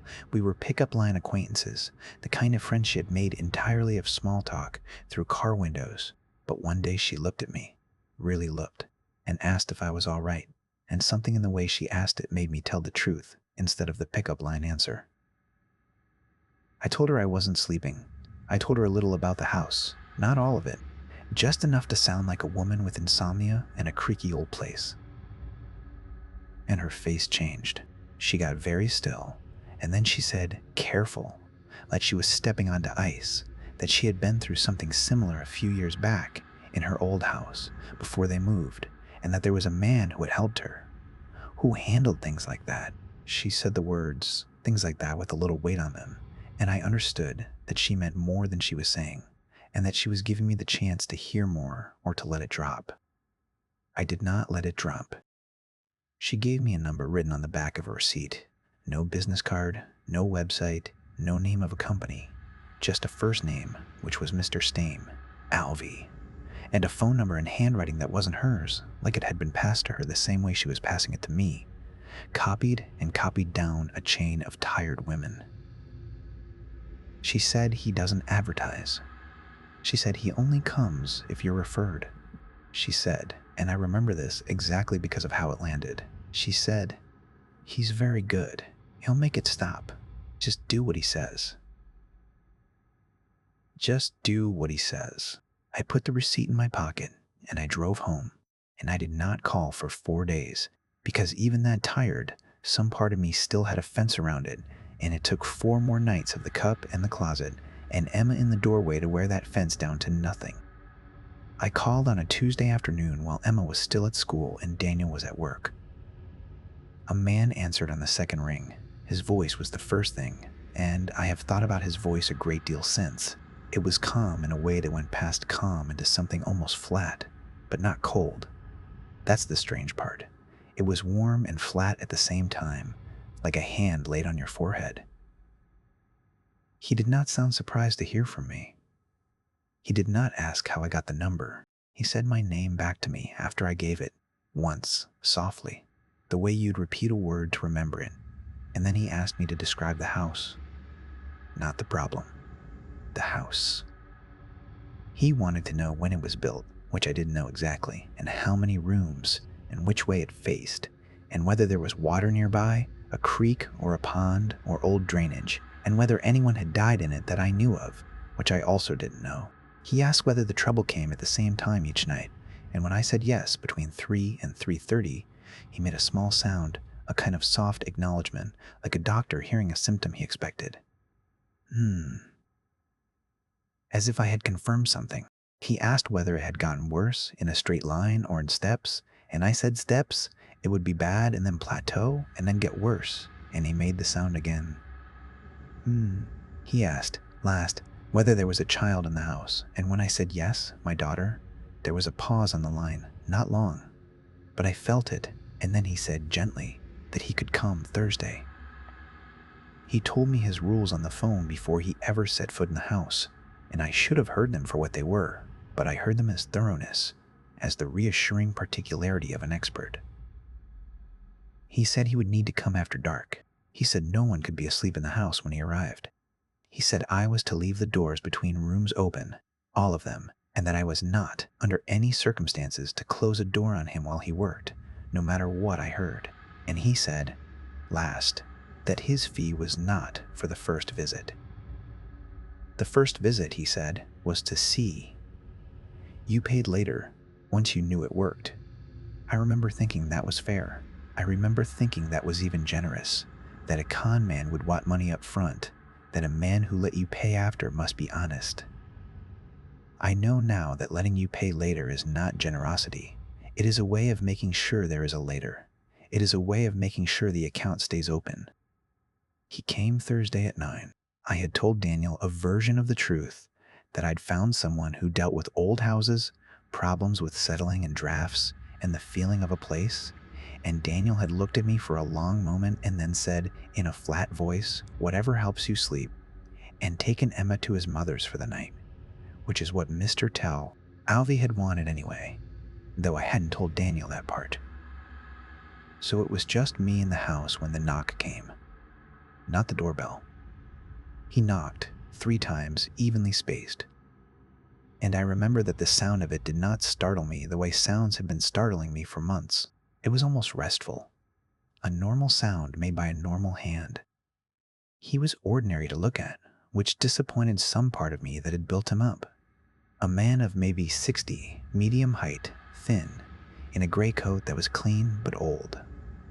Gray hair combed back, a face that was neither kind nor unkind, just settled. The face of a man who has seen the thing you are afraid of many times and is not afraid of it. He carried a soft leather bag, the kind a country doctor might have carried 100 years ago, and nothing else.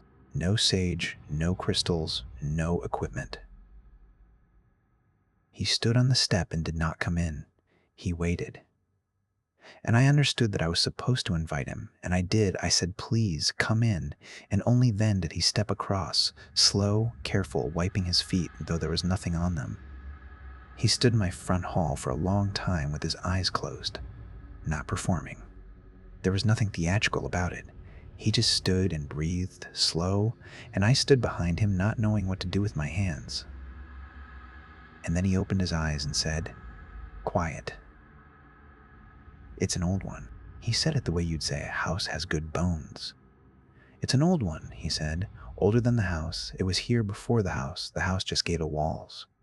And he asked me, without turning around, when I had started getting at things. I said I didn't understand. I said I hadn't given it anything.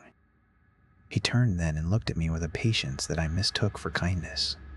He said, "The closet you stopped closing, the checking you stopped doing, the getting up you stopped doing." He said, "You've been feeding it for months.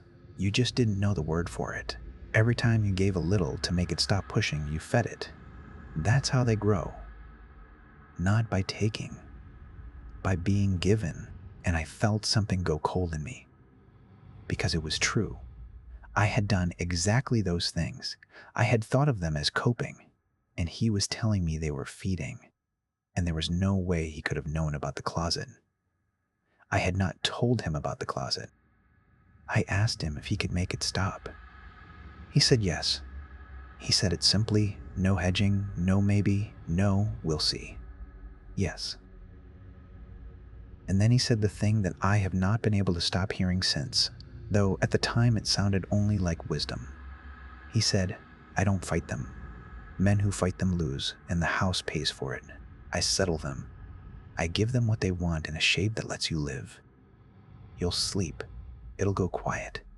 But quiet has upkeep. You understand? Quiet isn't free and it isn't finished. It's kept." He looked at me to see if I understood, and I did not really, but I nodded, because I wanted to sleep more than I wanted to understand. What he did that night, I can only partly describe because I did not see most of it, and because he asked me to sit in the kitchen while he worked. And I did what he said. Just do what he says. I heard him moving through the house, slow, room by room, and I heard him talking, low, not words I could make out. A murmur that rose and fell like someone praying, or someone soothing a baby, or someone negotiating. It went on a long time. Over an hour. And the strangest thing was that as it went on, the house changed around me. I felt it. The air in the kitchen, which had been tight for months, tight like the inside of a held breath, loosened. It got easier to breathe. I hadn't known it was hard to breathe until it wasn't.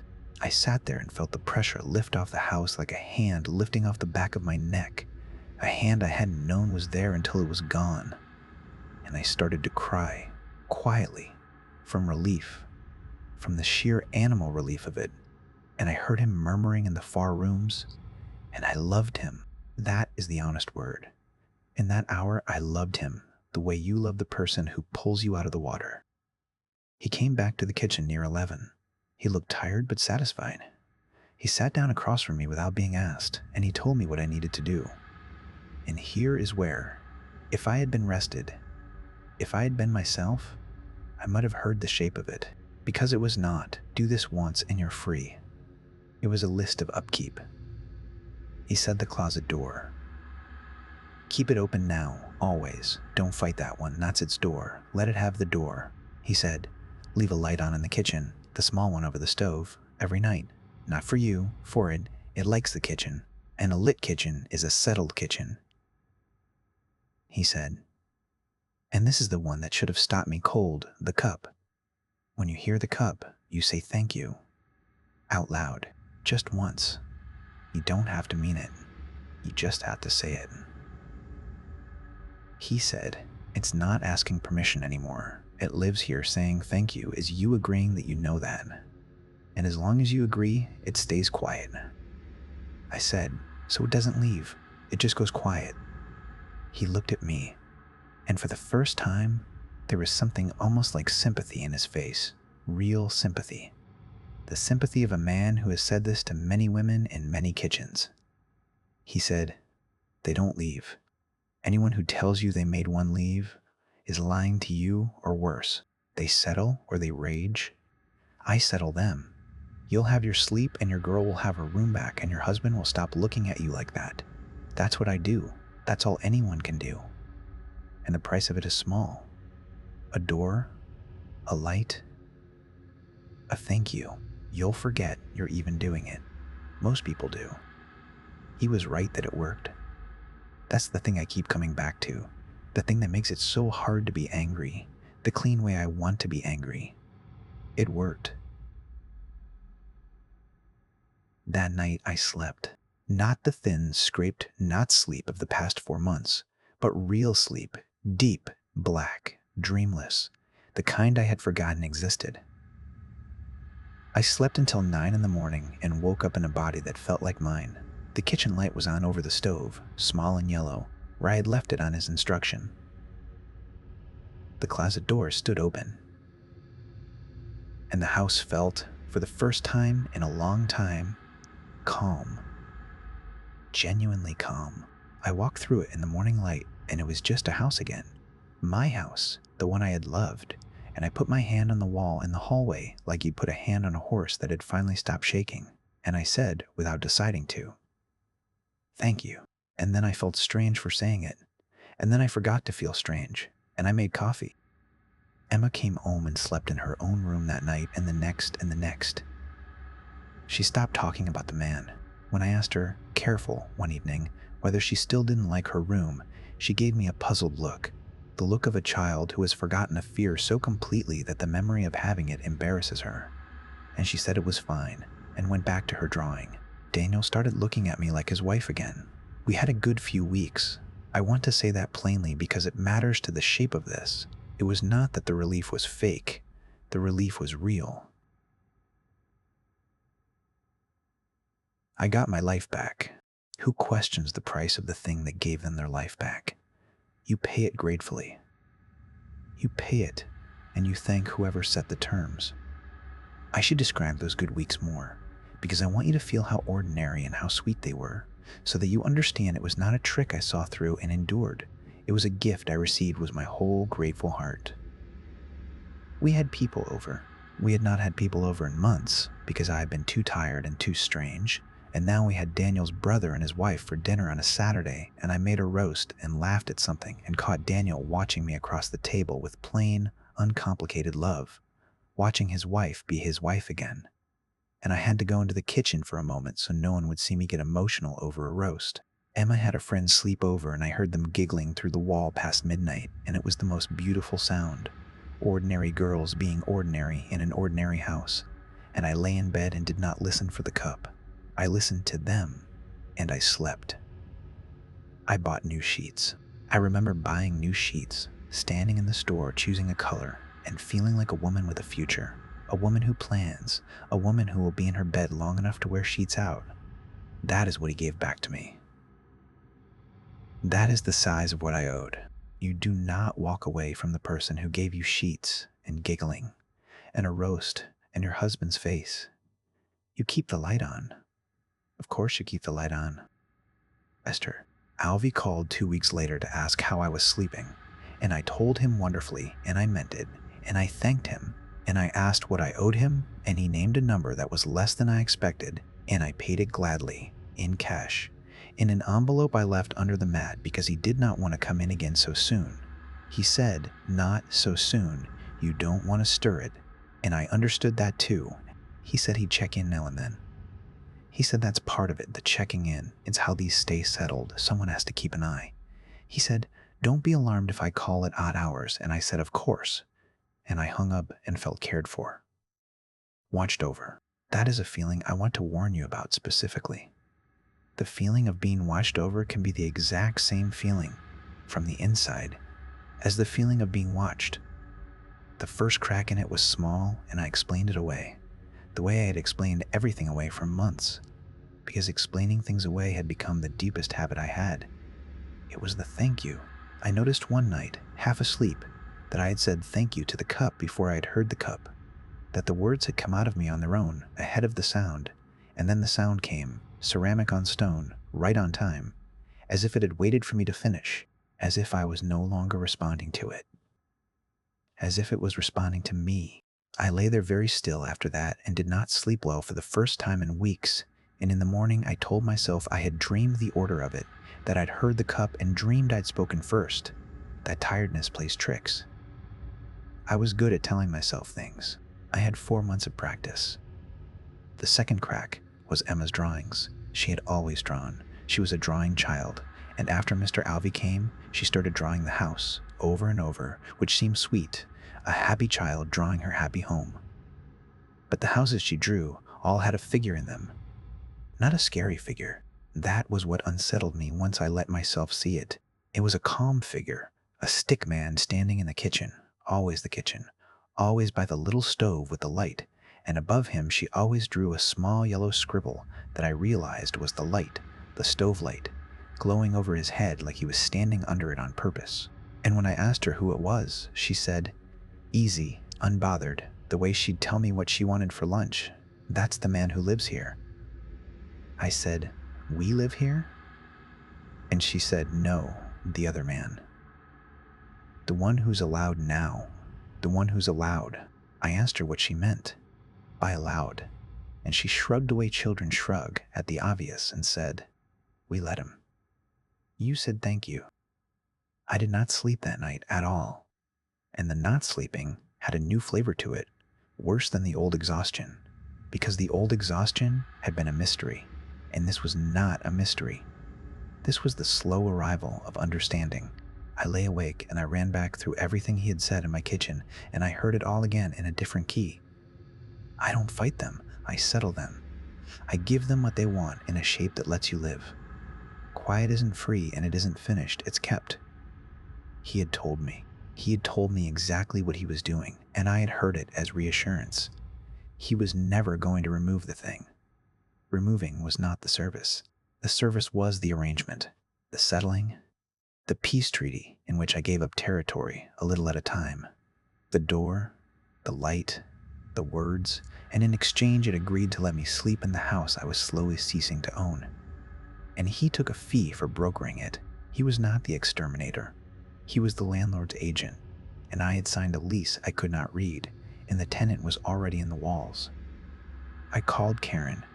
It was late, later than you call a pickup line acquaintance, but I called her and she answered like she had been expecting a call like this from someone eventually, her voice already lowered before I said anything alarming. I asked her, straight, "Did it ever really go away, at your old house?" And there was a long quiet on the line. And then she said, "We moved." And I said, "That's not what I asked." And she said, "Quieter. You can't ask it to leave. That's the first thing he tells you. They don't leave." And I said, "I know he told me that. I want to know what happened to you." And she said, in a voice that had gone very small, We did the door and the light and the thank you for almost a year, and it was fine. It was really fine. And then he started asking for more. She stopped. I said, more. And she said, you'll see. He calls, and it's small at first, and then it's a little more. And then one day you realize the whole house runs on keeping it happy, and there's no room left in it for you. That's when people move. But she said, and here her voice did something I have not been able to forget. It did not break. It went flat, flat like his voice, like she had caught it from him. She said, moving doesn't do what you think it does. You take the arrangement with you. You're the one it's settled on now, not the house. The house was just where you met. I asked her what I should do. I was begging by then. I'm not ashamed to say it. I asked her what I should do, and she was quiet for a long time, and then she said, honestly, kindly, terribly, she said, do what he says. It's easier if you just do what he says. And she hung up, and I sat in my calm, quiet house with the little light on over the stove, and I understood that Karen was not a woman who had escaped and passed me a rescue. Karen was further along the same road than me, and she had passed me down the chain the same way it had been passed to her. Tired woman to tired woman, and the number written in handwriting that wasn't hers was the arrangement spreading, house to house, each of us thinking we were helping the next when we were only widening the thing's mouth. I have not told Daniel. That is the loneliest part, and I'll own it. How do I tell him? He sleeps fine. Emma sleeps fine, in her room, under her drawings of the man who's allowed now. The house is calm. By every measure Daniel can see, I got better. I found help.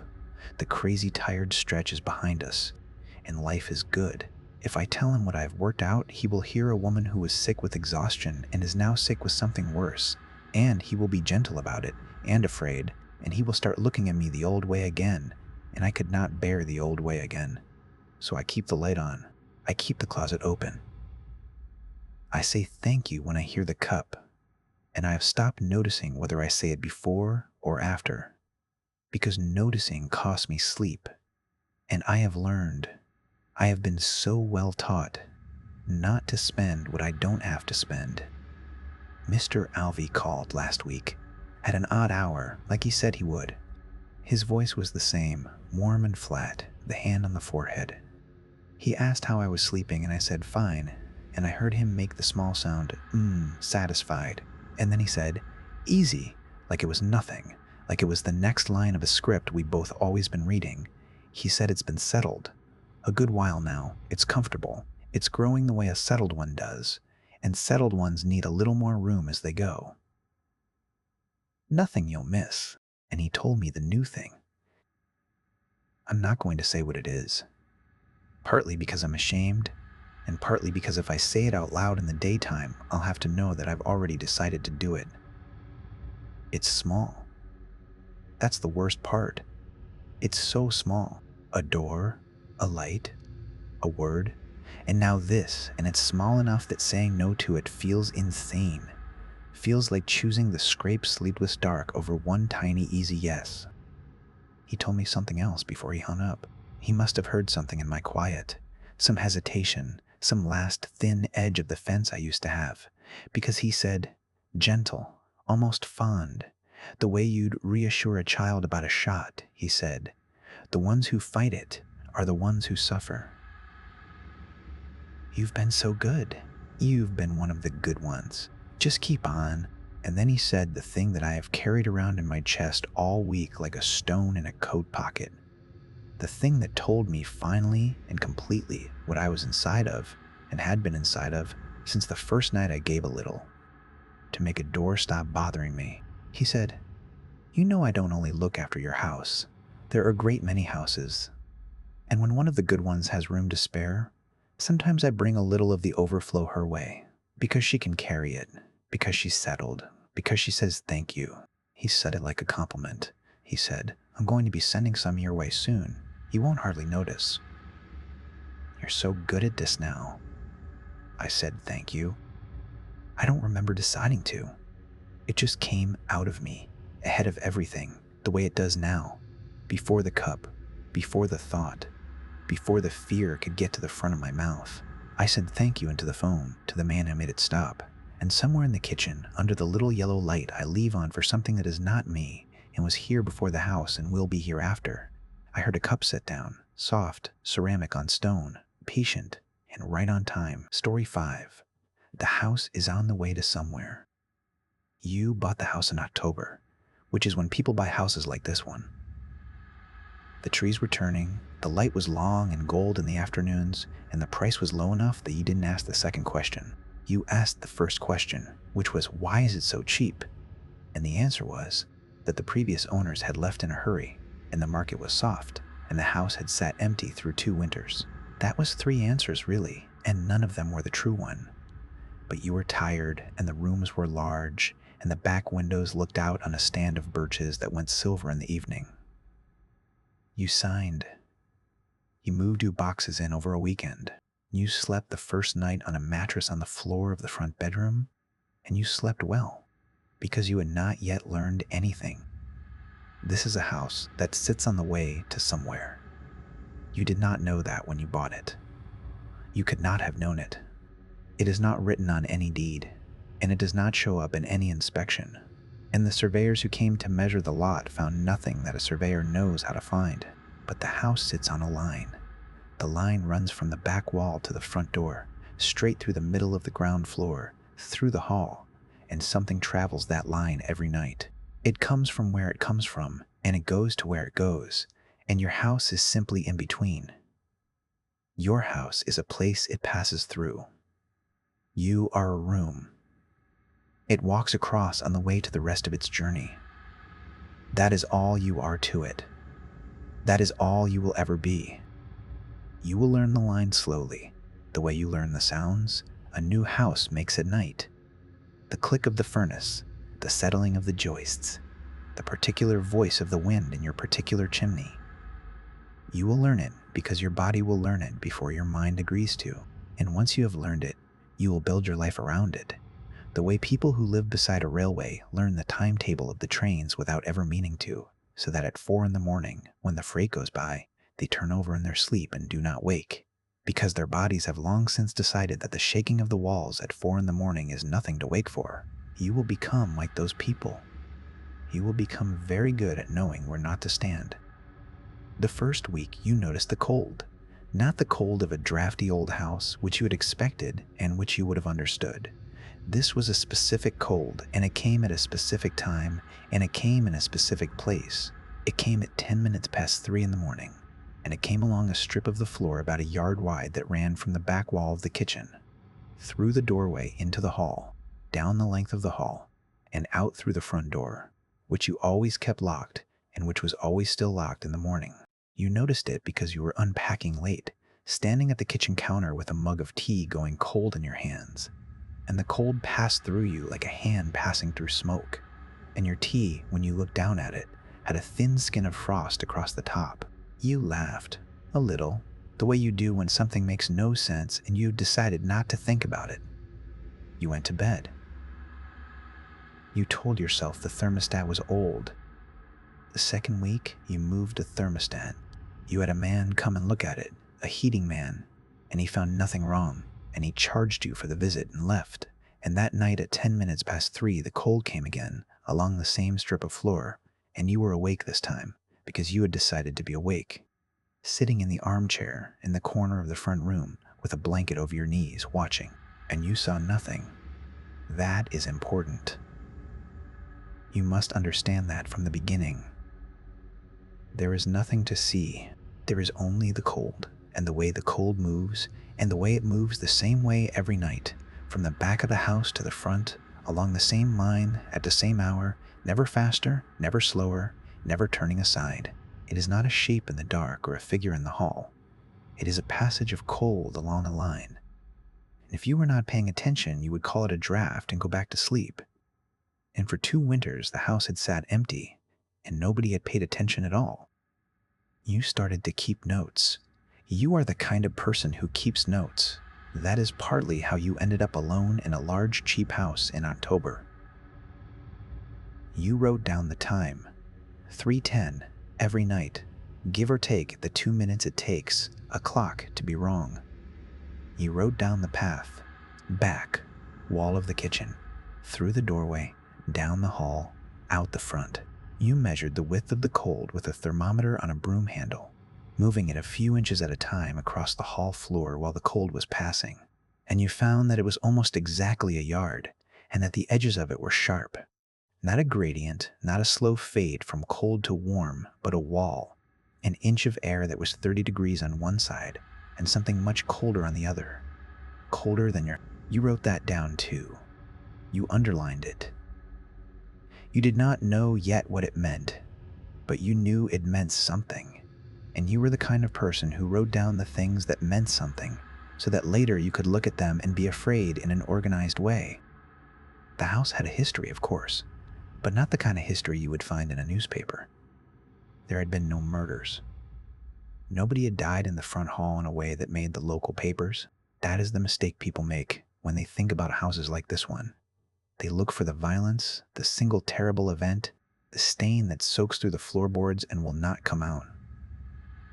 But this was never about violence. Nothing in this house was ever angry. The line through your house had been there long before the house was built. Longer than the town, longer than the road the town was built along. And the people who built the house had simply built it in the wrong place. The way you might build a house across a game trail without ever knowing that the deer had been walking that exact path for 1,000 years and would keep walking it whether your walls were there or not. The house did not create the line. The house was an accident that happened to stand across it, and the thing that traveled the line did not care about the house at all, because the house was new and the line was old, and the thing that traveled it had been traveling it since before there was anything here to notice. You learned about the neighbors slowly, the way you learn everything in a new place. There was an old woman 2 doors down, and she brought you a pie the second week, which is a thing that still happens in towns like this one. And she stood on your porch and did not come inside, and when you invited her in, she looked past you into the hall and said no, thank you. She'd best get back. And she smiled in a way that you would think about later. She asked you how you were sleeping. You said fine. She nodded slowly and said that was good, and that the trick with these old houses was to know which rooms were yours and which rooms weren't, and to keep to the ones that were. You thought she was talking about drafts, or about heating bills, or about the general foolishness of buying a house too big for one person. You thanked her for the pie. You did not understand then that she had just told you everything you needed to know, and that she had told it to you kindly, and that she had told it to you the way you tell a child not to play in the road. Not because the road hates the child, but because the road does not know the child is there. There is a family across the street, a young couple with 2 children, and they have lived there 11 years, and their house is fine. Their house is not on the line. This is the thing you have to hold in your mind. It is not the neighborhood. It is not the town. It is not some curse laid on everyone who lives here. It is a line, a specific line, running through a specific strip of ground, and their house happens to sit 6 feet to the left of it, and yours happens to sit directly on top of it. They sleep fine. They have always slept fine. They will always sleep fine. That is the arbitrariness of it, and the arbitrariness is the whole of it. There is no reason it is you, and not them. There is no reason at all. The line does not know your name, and it does not know theirs, and it chose your house the way a river chooses the low ground, which is to say, it did not choose at all. By the end of the first month, you had the rule, and the rule was simple, and the rule was this. At 3:10 in the morning, do not be in the hall. Do not be on the line. Do not be standing in that yard-wide strip that runs from the back of the kitchen to the front door. Be anywhere else. Be in your bedroom. Be in the front room. Be in the kitchen off to the side of the doorway. Be upstairs. Be in the bathroom. Be in the yard if you like. For a long time, that was easy. You are asleep at 3:10. Most people are. The rule cost you nothing, because you were never in the hall at that hour anyway. And so for weeks you barely thought about it, and the house was just a house, a large cheap house with a strange draft. and you unpacked the rest of your boxes and hung pictures on the walls and started to think of it as home. You put a runner down the hall, a long, narrow rug, dark red, and it was only after you had put it down that you realized you had laid it exactly along the line, and that every morning it was cold to the touch and slightly damp, the way grass is damp with dew. Though nothing in the house should have made it damp, you left the rug there. You are not sure why. Perhaps you wanted to be able to see the line. Perhaps you wanted a thing you could point to, so that you would not have to keep it only in your mind.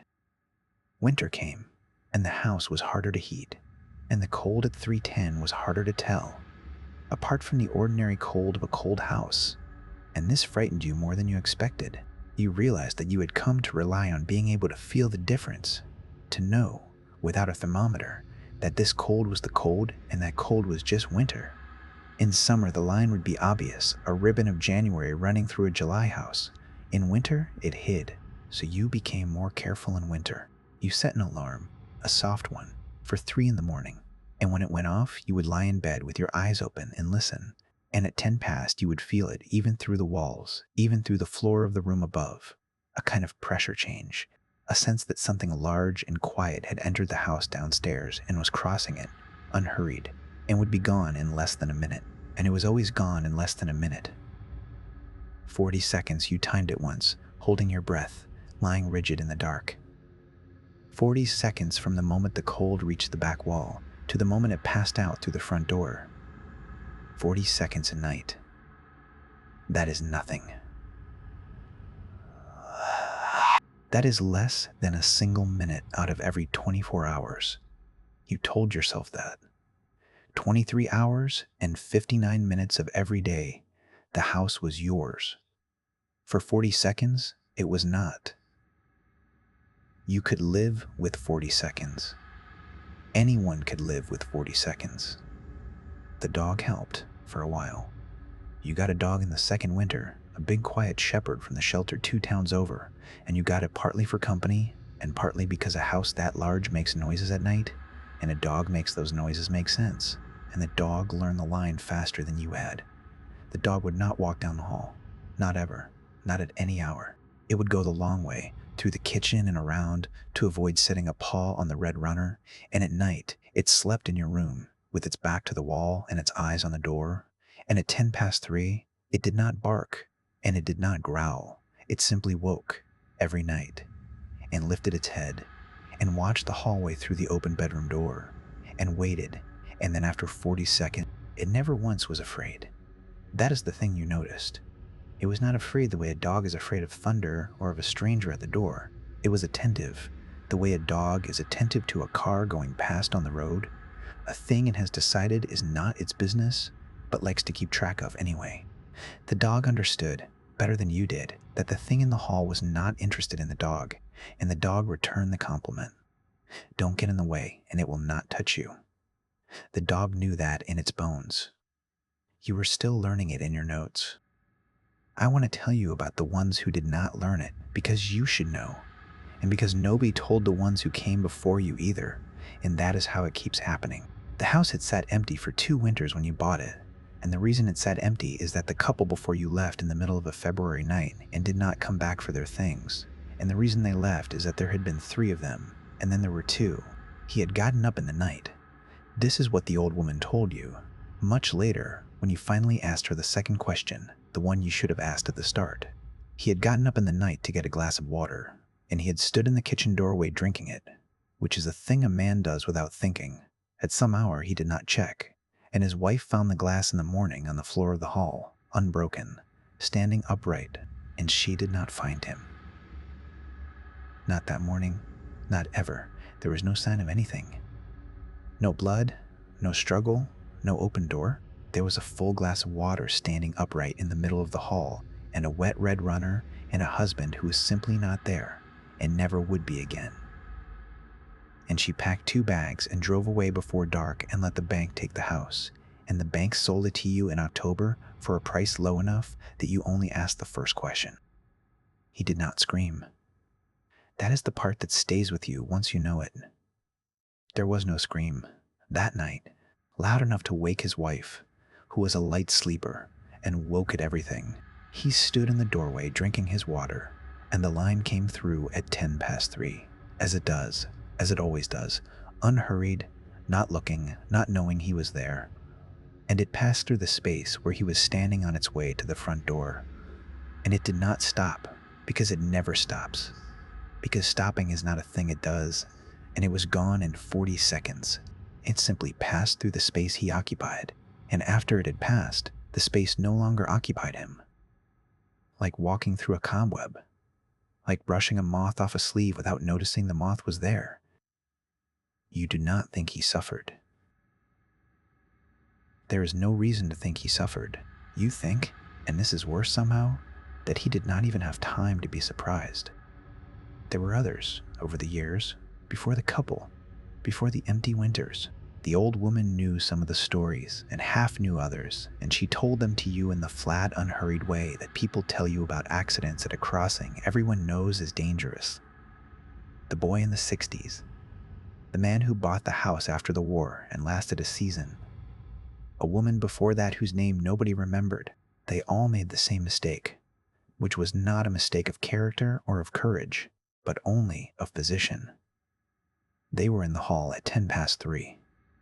They were on the line when the line came through. Sleepwalkers, some of them, and drunks.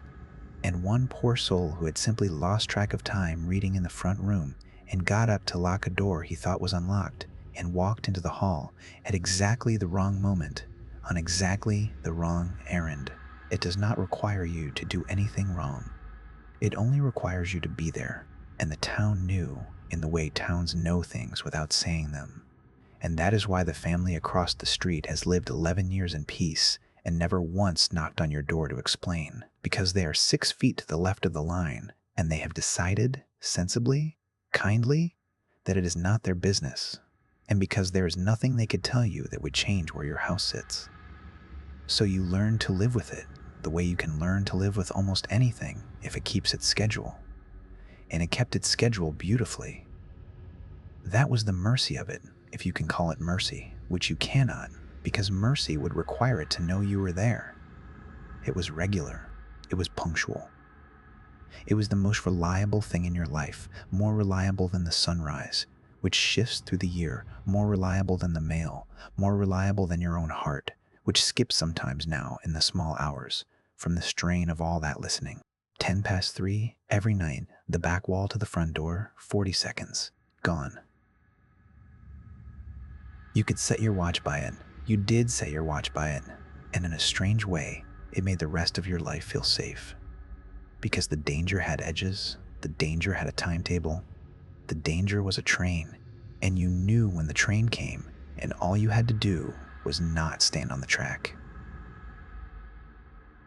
Most dangers are not so polite. Most dangers do not tell you the hour. You almost felt, on some nights, something that was not quite gratitude, but lived in the same house as gratitude. That at least this thing that could unmake you had the decency to be predictable. Even though its predictability had nothing to do with decency, and everything to do with the fact that it was not going anywhere new. It was going where it always went, the way water goes downhill, the way the same star comes up over. You changed, living there. You would not have said you changed if anyone had asked, but there was no one to ask, and so the changes went unremarked, the way changes do when you live alone. You stopped drinking after 9, because a person who has been drinking loses track of time and of the layout of rooms in the dark. And losing track of the layout of rooms in the dark was the one thing you could not afford. You moved your bedroom permanently to the upstairs front, as far from the line as the house allowed, and you got in the habit of using the upstairs bathroom, even though the plumbing groaned, so that you would never have a reason to be downstairs in the small hours. You took the glasses out of the kitchen cabinet nearest the doorway and moved them to a shelf you could reach without stepping onto the line, because you had thought a great deal about the man and his glass of water, and you had decided that thirst was your enemy, and that you would give thirst no reason to walk you into the hall. You kept a bottle of water on your nightstand. You kept a second one in the front room. You mapped your own house into safe ground and unsafe ground, and the unsafe ground was only a yard wide and only dangerous for 40 seconds a night, but you mapped it as carefully as a man maps a minefield, because the price of one wrong step was the same as a minefield's price, and you had seen in your mind's eye, more times than you could count, the full glass standing upright. There was a season in the third year when you tried to understand it, really understand it. As if understanding might be a kind of protection, you sat up whole nights with your notes and your thermometer on the broom handle, and you tried to trace where the line went once it left your front door, and where it came from before it reached your back wall. You went out into the yard at 3 in the morning in your coat and stood on the frozen grass and waited for the cold to come out through the front of the house. And it did. It came out at 3:10 and crossed the porch and went down across the front lawn in a straight line toward the road, and past the road toward the dark stand of trees on the far side. And it did not bend for the fence. And behind the house, when you walked around to the back with a flashlight you did not turn on, you could feel where it came from, a straightness in the air coming down out of the birches and the low hill behind them, a line you could have drawn on a map if a map had been fine enough, running from somewhere far behind the house to somewhere far ahead of it, and your house was only the one point on that long line where a person had been. You never found where it began.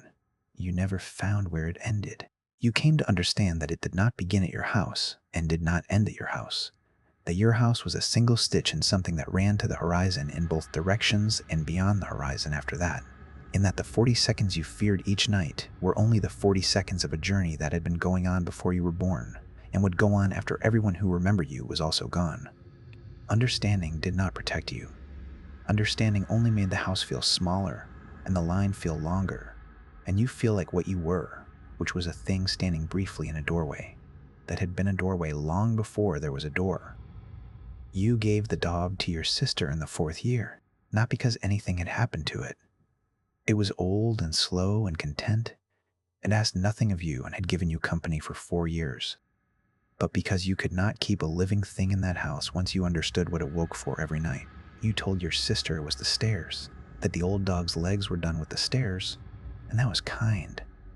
And it was a lie. The truth was that you had come, without meaning to depend on it. And you noticed, after it was gone, how much, not for protection. It could not have protected you. There is no protecting against a thing that does not know you are there. But for the timekeeping, the dog had woken every night at 3:10 and lifted its head, and you had come, without meaning to use the dog as a second clock, a living confirmation that yes, it was the hour. Yes, the thing was passing. Yes, stay where you are. Without the dog, you had only the alarm, and the alarm was a machine, and machines fail. And you began to sleep worse than you had slept in years, because some animal part of you no longer trusted the machine to wake you, and would jolt you upright at 2, at 2:30, at 3, at 3:05, again and again in a sweat, to check the clock, to make sure you were always where you should be. But the checking wore you down. The checking is what wears everyone down in the end. It is not the 40 seconds. It is the 23 hours and 59 minutes of getting ready for the 40 seconds, night after night after night, for years. You thought about leaving. Of course you thought about leaving. Anyone would think about leaving, and you were not a fool, whatever else you were. But leaving is not as simple as it sounds when you say it fast. You had put your money into the house, most of what you had, and the house was worth even less now than when you bought it, because word gets around, because the market never really recovered, because a house that is sat empty and cheap tends to stay empty and cheap. To sell it, you would have to explain the strange draft or hide it, and you found you could not do either.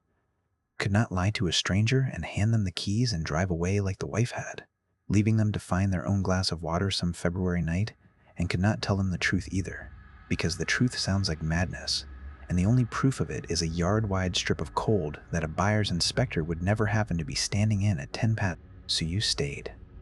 The way people stay in situations far more ordinary and far more terrible than yours, because the leaving was hard and the staying had become a habit, and because, if you are honest, and you might as well be honest now, some part of you had come to feel that you understood the house, that you and the house had an arrangement, that you knew its one rule and kept it and were therefore safe. Better a danger you have mapped than a safety you have not. You believe that. A great many people who are no longer here believe that. And the truth is, you were safe. For a long time, longer than anyone before you had managed, because you were more careful than any of them, because you had made a study of it, because you were the kind of person who keeps notes. Years went by. The birches grew taller. The family across the street watched their children grow up and go off to school, and one of them waved at you sometimes from the yard, and you waved back, an old figure now in the window of the cheap large house, the strange, quiet person who never had people over, and they did not know your rule, and you did not tell them, because you were 6 feet to the left of their whole understanding of the world, and there was no bridge across this. You kept your rule. 3:10, not in the hall. You kept it in your sleep. You kept it drunk on the rare nights you drank. You kept it sick, with a fever, when the whole house swam and the clock's numbers doubled. You kept it even then, because you had built the rule so deep into yourself that it no longer needed your mind to run it, the way you do not need to think about pulling your hand from a flame. The rule lived below thought. The rule was the oldest and truest thing in you. But here is what you did not let yourself think about, and all those years of careful keeping. You thought the danger was your forgetting. You built everything around the fear that one night you would lose track of the hour, or sleepwalk, or wake confused and wander, and step onto the line at 3:10. And so you guarded against your own failure, harder and harder as the years went on, and you got very good at not failing. But the line was never a promise. That is the thing. You had come to think of 3:10 as a law, a fixed point, a contract the house had signed, and it was not a contract. It was only a habit. Its habit, not yours. And it was only your assumption that a thing so old and so vast and so entirely indifferent to your existence would keep forever for your sake, to a schedule it kept for no reason at all except that it was the schedule it happened to keep. You watched the clock. You never once thought to watch the line itself, to ask whether the line was always exactly where the red runner lay, whether a thing that had traveled that ground for 1,000 years before your walls existed might, over 1,000 more, drift a little, the way rivers drift, the way the path of anything drifts, slowly, over time, by inches, by a young. The winter of the last year was very cold, colder than the winters had been, and you were older, and you did not sleep well, and the alarm and the animal jolting had worn a groove in you so deep that you barely slept at all in the small hours anymore, only lay in the dark upstairs and waited for 3:10 and felt the pressure change below you and let it pass. And then, sometimes, near dawn, slept, and on one of those nights you woke thirsty, just thirsty, the ordinary thirst of a dry, cold room and an old body, and you reached for the bottle on the nightstand and it was empty, because you had drunk it earlier without refilling it, a small failure, the kind of small failure that means nothing, that anyone makes, and it was not 3:10. You checked. You always checked. It was 20:02, more than an hour clear of the line, a safe hour, the safest kind of hour, an hour with a wide margin on both sides. And you got up, because you were thirsty, and because it was 20:02, and because in more than a decade, the line had never once come at 20:02, and you went downstairs in the dark of your own house that you knew better than your own hands, and you did not turn on the lights, because you never turn on the lights, because the dark was as familiar as the day. You went into the kitchen, off to the side, on the safe ground, and you filled a glass at the tap, and you stood there in the dark drinking it. And you were not in the hall. You were in the kitchen where you had stood 10,000 times, on the safe side of the doorway, and you thought about nothing in particular, the way you think about nothing when you are half asleep and thirsty. And it is 20:02 in the morning and the cold came. It did not come at 3:10. It came at 20:02, an hour and a half early. Or perhaps it had not moved its hour at all, and had instead, over all those slow years, moved its path, moved it by a few feet, out of the hall, out from under the red runner you had laid so carefully along the old line, and into the kitchen, into the safe ground, into the exact spot where you had moved everything you owned in order to be safe. You will never know which it was. It does not matter which it was. Perhaps the hour drifted, and perhaps the path drifted, and perhaps both drifted a little. The way everything drifts over a life that goes on long enough, and the drift so slow you could never have felt it, so slow the town's whole memory could not have measured it, had at last, on this one ordinary thirsty night, brought the line to you instead of you to the line. You felt the cold reach the back wall. You had time. You, who knew the sound of it better than anyone who had ever lived in that house. You had time to understand, in the half second before it reached you, that it was here, that it was early, or it was elsewhere, that the one rule you had kept for 13 years had not been broken by you at all, that you had done everything right, that you had drunk your water on the safe side of the doorway at a safe hour. It was. And it did not know it had an appointment. It did not know there was a kitchen, or a house, or a glass, or a you. It passed through the space where you were standing, unhurried, not looking, on its way from where it comes from to where it goes. The way it has passed through that ground since before the town, before the road, before anything here was here to be in the way. And it did not stop, because stopping is not a thing it does. And it was gone in 40 seconds, out through the wall and into the night, on its way to somewhere, the way it goes every night, the way it will go tomorrow night, and the night after, and every night for 1,000 years, whether there are walls in its path or not, whether there is anyone standing in it or not. And it will not remember the kitchen, and it will not remember the glass, and it will not remember you. Because there was never... In the morning, there was a glass on the kitchen floor, upright, unbroken, full, a thin skin of ice across the top of the water.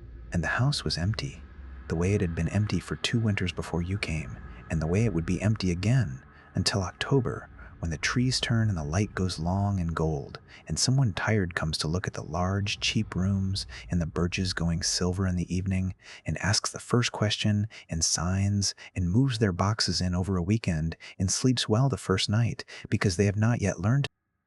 The house is still on the way to somewhere. It always was. And now, so are you. Story 6. The house keeps rearranging itself. I have always been the kind of person who writes things down. My mother used to say I kept a receipt for the weather. I have a notebook for the garden, a notebook for the car, a notebook for the small repairs the house asks for over the years. And now I have this one, which I did not think I would ever need, and which I am filling faster than any of the others. I am writing in it slowly, in the yellow lamp of the kitchen, because I want it to be a record and not a panic. A record is something you can go back to. A panic is only the shape of a moment. So I am going to be careful. I am going to write down what I know, in order, and I am going to try not to add anything that I only feel. The house is a 2-story colonial on a street of 2-story colonials, built in the year my parents were married, which is to say, old enough to have settled and young enough that nothing about it should surprise me anymore. I bought it 11 years ago, after the divorce, when I wanted a place that was only mine and that did not carry another person's habits in its corners. I painted every room myself. I know where the floor dips by the bathroom. I know the stair that complains when you step on the left side of it, third from the bottom. I know this house the way you know a word you have said your whole life. That is why I noticed, and I want that understood at the front of this record. I did not go looking for anything. The house showed me. It started with the spoons. I am putting it that plainly because that is how it happened, and because I have learned not to be embarrassed by how small the first thing was. On a Tuesday in the middle of the month, I opened a drawer by the sink to set the table for one, and the spoons were in the compartment where the forks live, and the forks were where the spoons should be. That is all. I stood there with my hand on the drawer and I thought, well, I must have done that, half asleep, the night before. And I switched them back and I made my dinner, and I did not think about it again until the next morning when the drawer had switched them a second time. Forks in the spoon slot. Spoons in the fork slot. The knives had not moved. The knives, in fact, were arranged with their handles all facing the same direction, which I do not do, because I am left-handed with a fork and it has never mattered to me which way a knife points. I want to be honest about my first explanation. because I think the first explanations are the ones that let a thing get comfortable. I told myself I had a habit I was not aware of.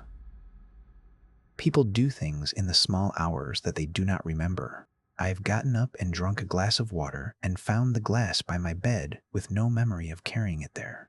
So I decided I was rearranging my own drawer in my sleep, and I felt a little foolish, and I put a piece of tape across the drawer at night, low, where the drawer meets the cabinet, the way you would seal a box you did not want opened. In the morning, the tape was intact and the spoons were in the fork slot. I peeled the tape off and looked at it for a while. It had not been cut. It had not been lifted and pressed back. It was simply whole, over a drawer whose insides had changed while it stayed shut. That is the day I started measuring. I have a good tape measure, a heavy one with a lock, and I have my father's folding wooden rule, which I keep more for the feel of it than for use. I started at the front door, because a front door is a thing you think you know exactly. I measured the doorway from jamb to jamb, 36 inches, which is a standard width and which is what I expected.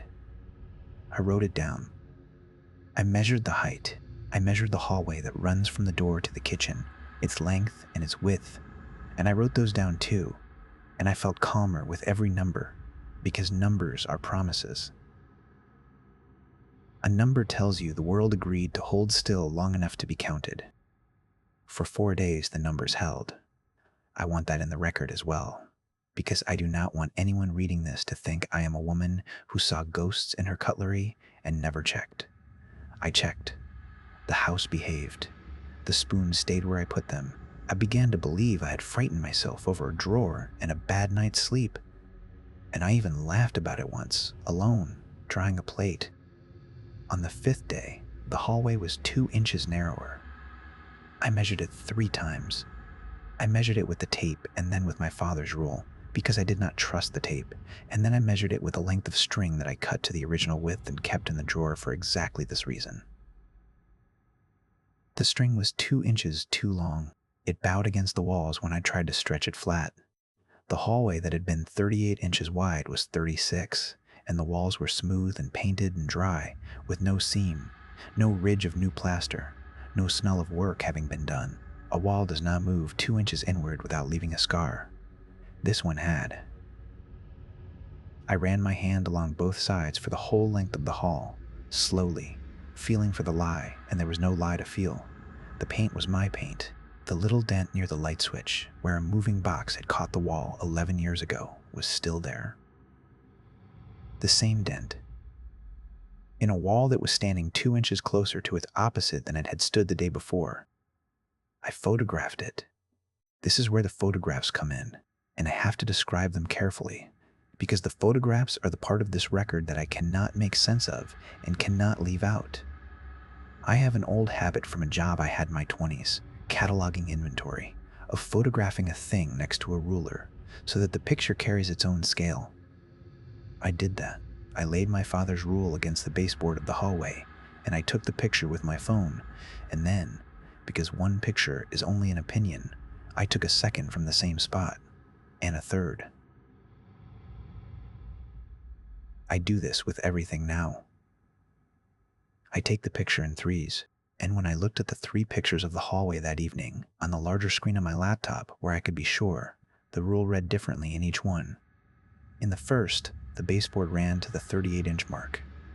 In the second, to 36. In the third, the rule was there.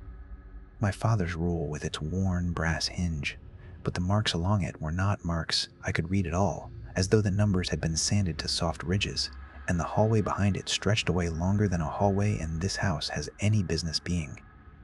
The 3 pictures were taken within a minute of each other. I did not move the rule. I did not move my feet. I remember bracing my heel against the same floorboard for all 3. The camera does not lie in that particular way. It can be tricked by light. It can be blurred by a shaking hand, but it cannot photograph 3 different rooms from one standing position in 1 minute. And yet, there they were, disagreeing with each other in a folder on my desktop, and I sat and clicked between them until the clicking stopped meaning anything. First, second, third, first, second, third. a room they could not decide what size it was. I did not sleep that night. I sat at the top of the stairs with a blanket and the tape measure in my lap like a woman guarding a door, and I listened. The house at night is not silent. No house is. There is the tick of the water heater giving up its warmth, the small percussion of the wood contracting, the refrigerator finding and losing its breath. I know all of those sounds. What I heard under them that night was new. It was very quiet and very even. A sound like fine sandpaper drawn once, slowly, across wood, and then a pause. And then again, from somewhere below and to the left, which is the dining room. And I sat and I counted the strokes the way you count thunder to measure a storm, and they were regular as a clock, and they did not hurry, and they did not stop until the window at the end of the hall went gray with morning. In the dining room, in the morning, the table was 11 inches from the wall that it had stood flush against for 11 years. There was carpet under it that had never held its weight, unflattened, plush, and a rectangle of flattened carpet 11 inches away where the table had always been. Nothing had dragged. A drag table leaves 4 gouged lines in the pile. There were no lines. The table had simply always been 11 inches out. The carpet insisted, except the carpet also remembered the old place, and both memories were true at once, pressed into the same 6 feet of floor. I measured the dining room. It was a foot longer than the number in my notebook. I measured it again, and it was the same foot longer, consistently, honestly, as though it had never been any other size. As though my notebook were the thing that had made the error, and not the room. And I understood then, sitting on my heels with the tape measure locked, that I had been thinking about this wrong. I had been treating each change as a mistake the house was making and then correcting. But the house was not making mistakes. The house was doing the opposite of a mistake. It was building, slowly, at night, without dust, without noise beyond that patient dry stroking. It was taking itself apart in increments too small to catch and putting itself back together 2 inches to the left, 1 foot longer, 1 shade further from the house I had bought. And it was doing it the way a careful contractor works around a family that still has to live in the rooms, a little at a time, cleaning up after itself, never blocking the way you actually need to walk today, only the way you might have walked tomorrow. I began, around this time, to keep a second kind of record, because the first kind had stopped being enough. The notebook held numbers, but numbers only told me what a thing was, not when it had become that. So I started writing down times. I would wake at some hour and go from room to room with a flashlight and the tape measure, and I would write the hour beside each measurement.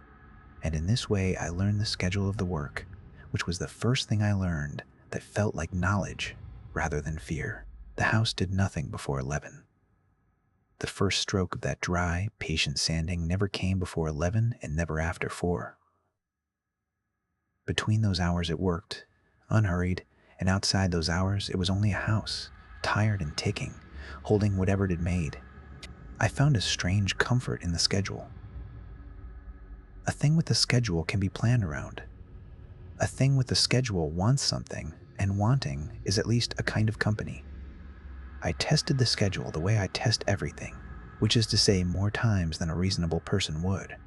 I set flour on the dining room floor one night, a thin drift of it across the width of the room, the way you would to catch the prints of an animal getting into the pantry. I wanted footprints. I wanted to prove that something walked. In the morning, the flour was undisturbed, not a mark in it, smooth as snow no one had crossed, and the room around it was 4 inches longer.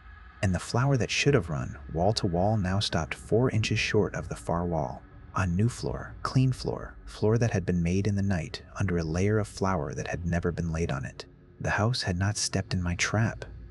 The house had built the trap a little larger and left my evidence sitting in the middle of its work like a place sitting no one would use.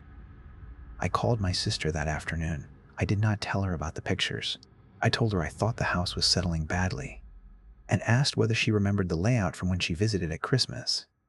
And she said, of course she did. And I asked her to describe the downstairs, and she described a house that was almost mine, but not quite. She said there was a little step down into the den. There is no step down into the den. The den is level with the hall. It always has been. I have carried laundry across that threshold 10,000 times. She was certain. She laughed at me for forgetting my own house. She said, "You always had that funny little step. I nearly tripped on it every time." And I stood in the hall with the phone against my ear, and I looked at the den, which was level, and I felt the floor of my certainty tilt under me, because either my sister and I remembered two different houses, or the house had already changed a thing so thoroughly that it had reached backward and changed her memory of it too. And I did not know which of those was worse, so I told her she was right. That night, there was a step down into the den. I am trying to keep the order of things straight, but I will admit the days began to fold into one another around this point, because I stopped sleeping in any real way, and a person who does not sleep loses the seams between one day and the next. So I will not swear to the exact sequence of what follows. I will only swear that each of these things was true when I wrote it down, and I wrote each one down within the hour of finding it, because I had learned that if I waited, the finding would start to feel like a dream, and the house was very good at making its work feel like something I had dreamed. The linen closet grew a shelf, not a new board nailed over the old ones, a shelf that had always been there, in wood that matched, worn where hands would have worn it, holding towels I did not recognize, folded in a way I do not fold, in a color I have never bought, a soft, dusty rose that I disliked on sight. I took them out and put them in a bag for the donation bin, and by evening they were back on the shelf, folded, warm as if from a dryer, and my own white towels were one fewer than they had been. I counted my towels now. I counted everything. I made a list of every object in every room, and the list took me 2 days, and by the time I finished the first room, the last room had changed, so that the list was out of date before it was done. A map of a country whose borders moved while you drew them. I want to set down, before I go on, the matter of the deed and the papers, because I looked, and looking is part of the record. I keep my important documents in a fireproof box on the top shelf of the front closet, and I took them down one evening and spread them on the kitchen table and read them the way I have not read them since the day I signed. The deed was mine. My name, my signature, the date 11 years gone, the lot number, the survey with its neat diagram of the footprint of the house. I studied the survey a long time. It showed a house I recognized, and then, the longer I looked, showed one I did not. Because in the corner of the diagram, faint, in the same ink, was the outline of a room off the back that has never been built. A room where the false window looks out now, dimensioned and labeled in a hand that was not the surveyor's careful print. I do not know when that outline joined the drawing. I photographed the survey in 3s, and in one of the 3, the extra room was there, and in 2 it was not, and I put the papers back in the box. And I have not taken them down again, because a deed is supposed to be the one thing that says a house is yours, and I could not bear to watch mine change its mind. The window was the thing that frightened me most, and I have thought a great deal about why. It was in the upstairs hall at the end, over the place where I had sat my first sleepless night. There had never been a window there. It was an interior wall. On the other side of it was the closet of the back bedroom. No exterior at all, no possible way for a window to look out on anything but the inside of a closet. And yet one morning there was a window there, a nice window, older than the house, with wavy glass and a brass catch gone green at the edges, and through it there was daylight. Not the dark of a closet. Daylight. And a view. A back garden that was not my back garden. Longer, with a stone wall at the end of it, and a tree I do not own. An apple tree. Old, heavy. In a season that did not match the season outside my real windows 20 feet away. I stood at that window for a long time. I did not open it.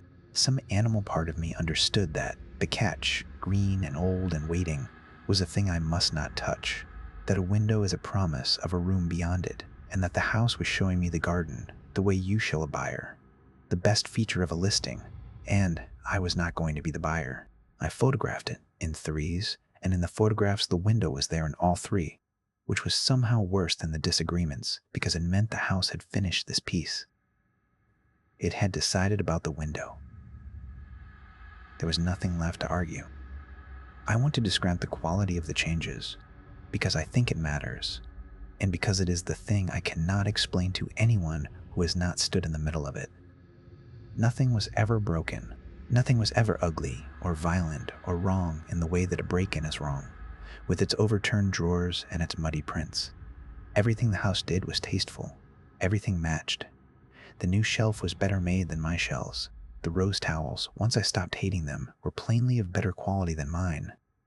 The apple tree in the false garden was the kind of tree a person waits 30 years for. The house was not vandalizing itself. It was improving itself, slowly, into a home that someone with more patience and better taste than I had would love, and every improvement was a small announcement that the someone was not me. My things began to move to the back bedroom. This was the change that stopped being architecture and became personal, and I marked the day I understood it as the day everything else stopped mattering. The back bedroom had always been my catch-all. The room where a single woman puts the exercise bike she does not use, and the boxes she has not unpacked in 11 years, and the winter coats in summer. It was not a room anyone lived in. Then, over perhaps a week, my things started arriving there. My hairbrush first, which I found on the windowsill of the back bedroom when I was certain I had left it in the bathroom. Then my reading glasses. Then, one at a time, my clothes, migrating from the closet in the front bedroom where I sleep, so that each morning there were fewer things on my side of the rail and more of the rose and cream things that were not mine, hung neatly in my size.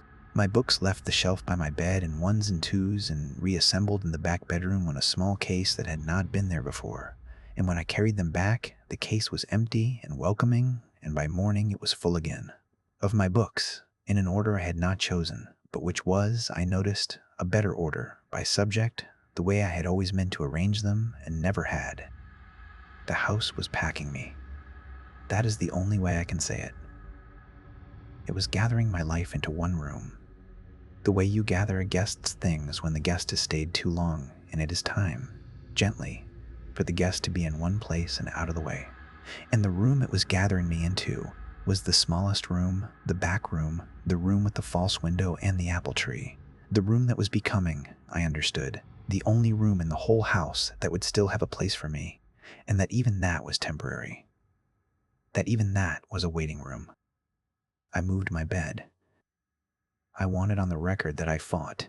I dragged my mattress into the front bedroom every night, and every night I woke in the back bedroom. Not carried, not dragged, simply waking there. In a bed that was made up in rose and cream. In a room that had rearranged itself around my sleeping body so smoothly that I had not surfaced once. I measured the front bedroom and it was smaller than my notebook said, and the day after that it was smaller still. And there was a morning when the door to the front bedroom was not narrower but simply gone, papered over, painted, with a picture hung on the flat wall where my doorway had been, a picture of a garden with a stone wall and an apple tree. And when I put my hand where the doorknob should have been, there was only cool I tried, once, to leave. I should put that in, because a person reading this will wonder why I did not simply walk out the door and sleep at a motel and call someone in daylight. And the honest answer is that I did try, and I want to describe what trying was like. I packed a bag. I packed it in the afternoon, in the light, when the house was only a house. And I put in it the notebook and the fireproof box and 2 days of clothes, my clothes, the ones that were still mine. And I carried it to the front door. The front door was where it has always been. The knob turned. The door opened onto the porch, and the porch onto the yard, and the street beyond the yard, ordinary, sunlit, a neighbor's sprinkler ticking across a lawn. There is nothing stopping me. That is the part I need to be exact about. Nothing stopped me.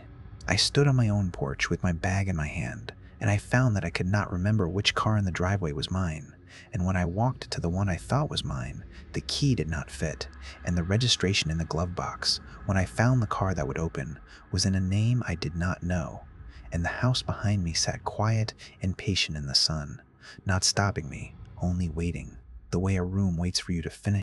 I came back inside. I told myself it was because of the car. I have stopped telling myself things like that. The house does not need to lock its doors. It only needs to be the only place in the world that still knows my name, and to wait for the rest of the world to forget it, which the rest of the world is doing, quietly, on its own schedule, between the hours of 11 and 4. I stopped measuring the rooms after that. There is no use measuring a room you can no longer enter. I measured the hallway instead, the one clear straight line left to me, and I photographed the stairs, because the stairs were the last thing I trusted, 13 of them, an unlucky number I had counted with a child's satisfaction the first day I toured the house. 13 stairs. I photographed them in threes, and the next morning there were 14, and the morning after that 15, and the staircase did not feel steeper or longer. It simply had more steps in the same span, more risers of a shorter rise, a gentler, kinder staircase, the kind you would build for someone growing old in a house they meant to die in. And I stood at the bottom and counted 15 steps in a stairwell than my own photographs. I went to the neighbors. I should have gone sooner. The woman next door, Diane, has lived on this street longer than I have, and I asked her, standing on her porch with my hands not quite steady, how long she had known the family in my house. She looked at me kindly, the way you look at someone you have decided to be patient with, and she said, "You mean your house, dear?" And I said, "Yes, mine. How long?" And she said, "Well, as long as you've been here, going on, what, 11 years now?" And then she paused, and something moved behind her eyes, a small correction, the way a person adjusts a memory that does not. And I asked her who the Harlows were, and she frowned, and she said she didn't know. She couldn't think why the name had come to her, and she offered me coffee, and I said no thank you. And I walked home along the sidewalk, counting the houses so that I would be sure of arriving at the right one, and the number on my door was my number, and the paint was my paint. And inside, faintly, from the back bedroom, I could smell. I had been writing this over several nights. I can tell, going back, that my hand is not as steady on the later pages, and I am sorry for that. I meant to keep it even. It is hard to keep an even hand when the desk keeps moving. The desk I am writing on now is in the back bedroom, because that is where I am now, because that is where the house has decided I fit, and it is a good desk, better than my old one, with a green lamp and a drawer that slides without catching, and I did not buy it. I am using someone else's desk to write down that I am disappearing, and the irony of that is not lost on me even now. Let me put down what is true tonight, carefully, in order, the way I promised. The front half of the house is finished. I can walk to the top of the stairs and along the hall to where the front bedroom used to be, and it is a wall now, a nice wall, with the print of the apple tree, and beside it, a smaller door. I do not remember that opens on a nursery, painted pale green, with a crib and a mobile of small felt birds turning slowly in a draft. I cannot find the source of. There was never a nursery in this house. There was never a child in this house, but the room has the settled, lived-in warmth of a room that has held a child for years, a faint smell of powder, a rug worn thin in a track between the crib and the door, and I stood in the doorway of it last night, and I understood that this was not a room being built for a future family. It was a room being built into the past. The house was not becoming a home that would be lived in. It was becoming a home that had always been lived in by people who were not me, whose lives were filling in around the edges of mine like water filling a footprint, and my footprint was the only dry place left, and it was getting smaller. I found the photographs today, not mine, in the drawer of this good desk that is not mine, in a slot where I keep the tape measure. There was a stack of photographs, printed, glossy. The kind a family keeps. A man and a woman on the front steps of this house. My steps. The crack in the third one that I have never bothered to fix. The same crack. The woman is holding a baby. The apple tree is behind them, small, freshly planted, staked with two thin poles. On the back, in pencil, in a careful hand very like my own, it says the Harlows, spring, and a year. And the year is next year. The photograph is of a family that will have always lived here, standing in a garden that does not exist yet, in front of a tree that is already old in the window down the hall. And the baby is looking at the camera, and the woman is looking at the baby, and no one in the photograph is me. And there is no room in the photograph where I could have been standing to take it. I measured myself tonight. I did not know what else to measure. I stood against the door frame of the back bedroom, the way my mother marked my height in pencil when I was small. And I made a mark, and I measured it, and I wrote it down. 64 inches. I will measure again tomorrow. I have a suspicion I am keeping from myself, and a record is a place for suspicions, so I will write it. I think the mark will be lower tomorrow. I think I am one of the things being edited down. Not hurt. Nothing here hurts, just made smaller, and then made tidy, and then made into a mark on a door frame that a family named Harla will paint over next spring, wondering only briefly who had lived here before them, deciding it did not matter, because the house feels, they will say to each other, like it has always been theirs. The window in the back bedroom, the false one, the one with the apple tree, is open now. I did not open it. The catch is green and old, and it has finally decided about me. The air that comes through it is warm and smells of grass and of a season that is not the season outside my real windows, which I can no longer find because the hallway that led to them has one more turn than it used to, and the turn leads to rooms I have not seen before. Rooms with the lights already on and coats already on the hooks and a kettle that is warm to the touch. I am going to stop writing soon. My handwriting has gotten small, I notice. The lines are closer together. I could tell you that is because I am tired, and it is, but it is also because the paper seems further away than it was, or I am, one of the two. I want to leave this notebook where it will be found, but I'm not sure anymore that there is an outside for it to be found from. I have thought about that a great deal tonight, sitting at this good desk in this warm room. When a house is finished remaking itself, when the last of the old plan is gone and the new plan has always been the plan, where does the record go? I think it goes in a drawer. I think it becomes one of the things the next family finds and does not read. A stranger's notebook, water-stained in an old hand, and slips back into the drawer and forgets, because the house is so lovely and so settled and feels so much like it has always been theirs. I measured the room one last time before I sat down to finish this. It is exactly the right size now. Every wall is where a wall should be. Every number agrees with every other number. The house is not arguing with itself anymore, and I find, to my surprise, that I missed the arguing. Because as long as the house was still deciding, I was still one of the things it had to decide about. The mark on the door frame is at 62 inches now.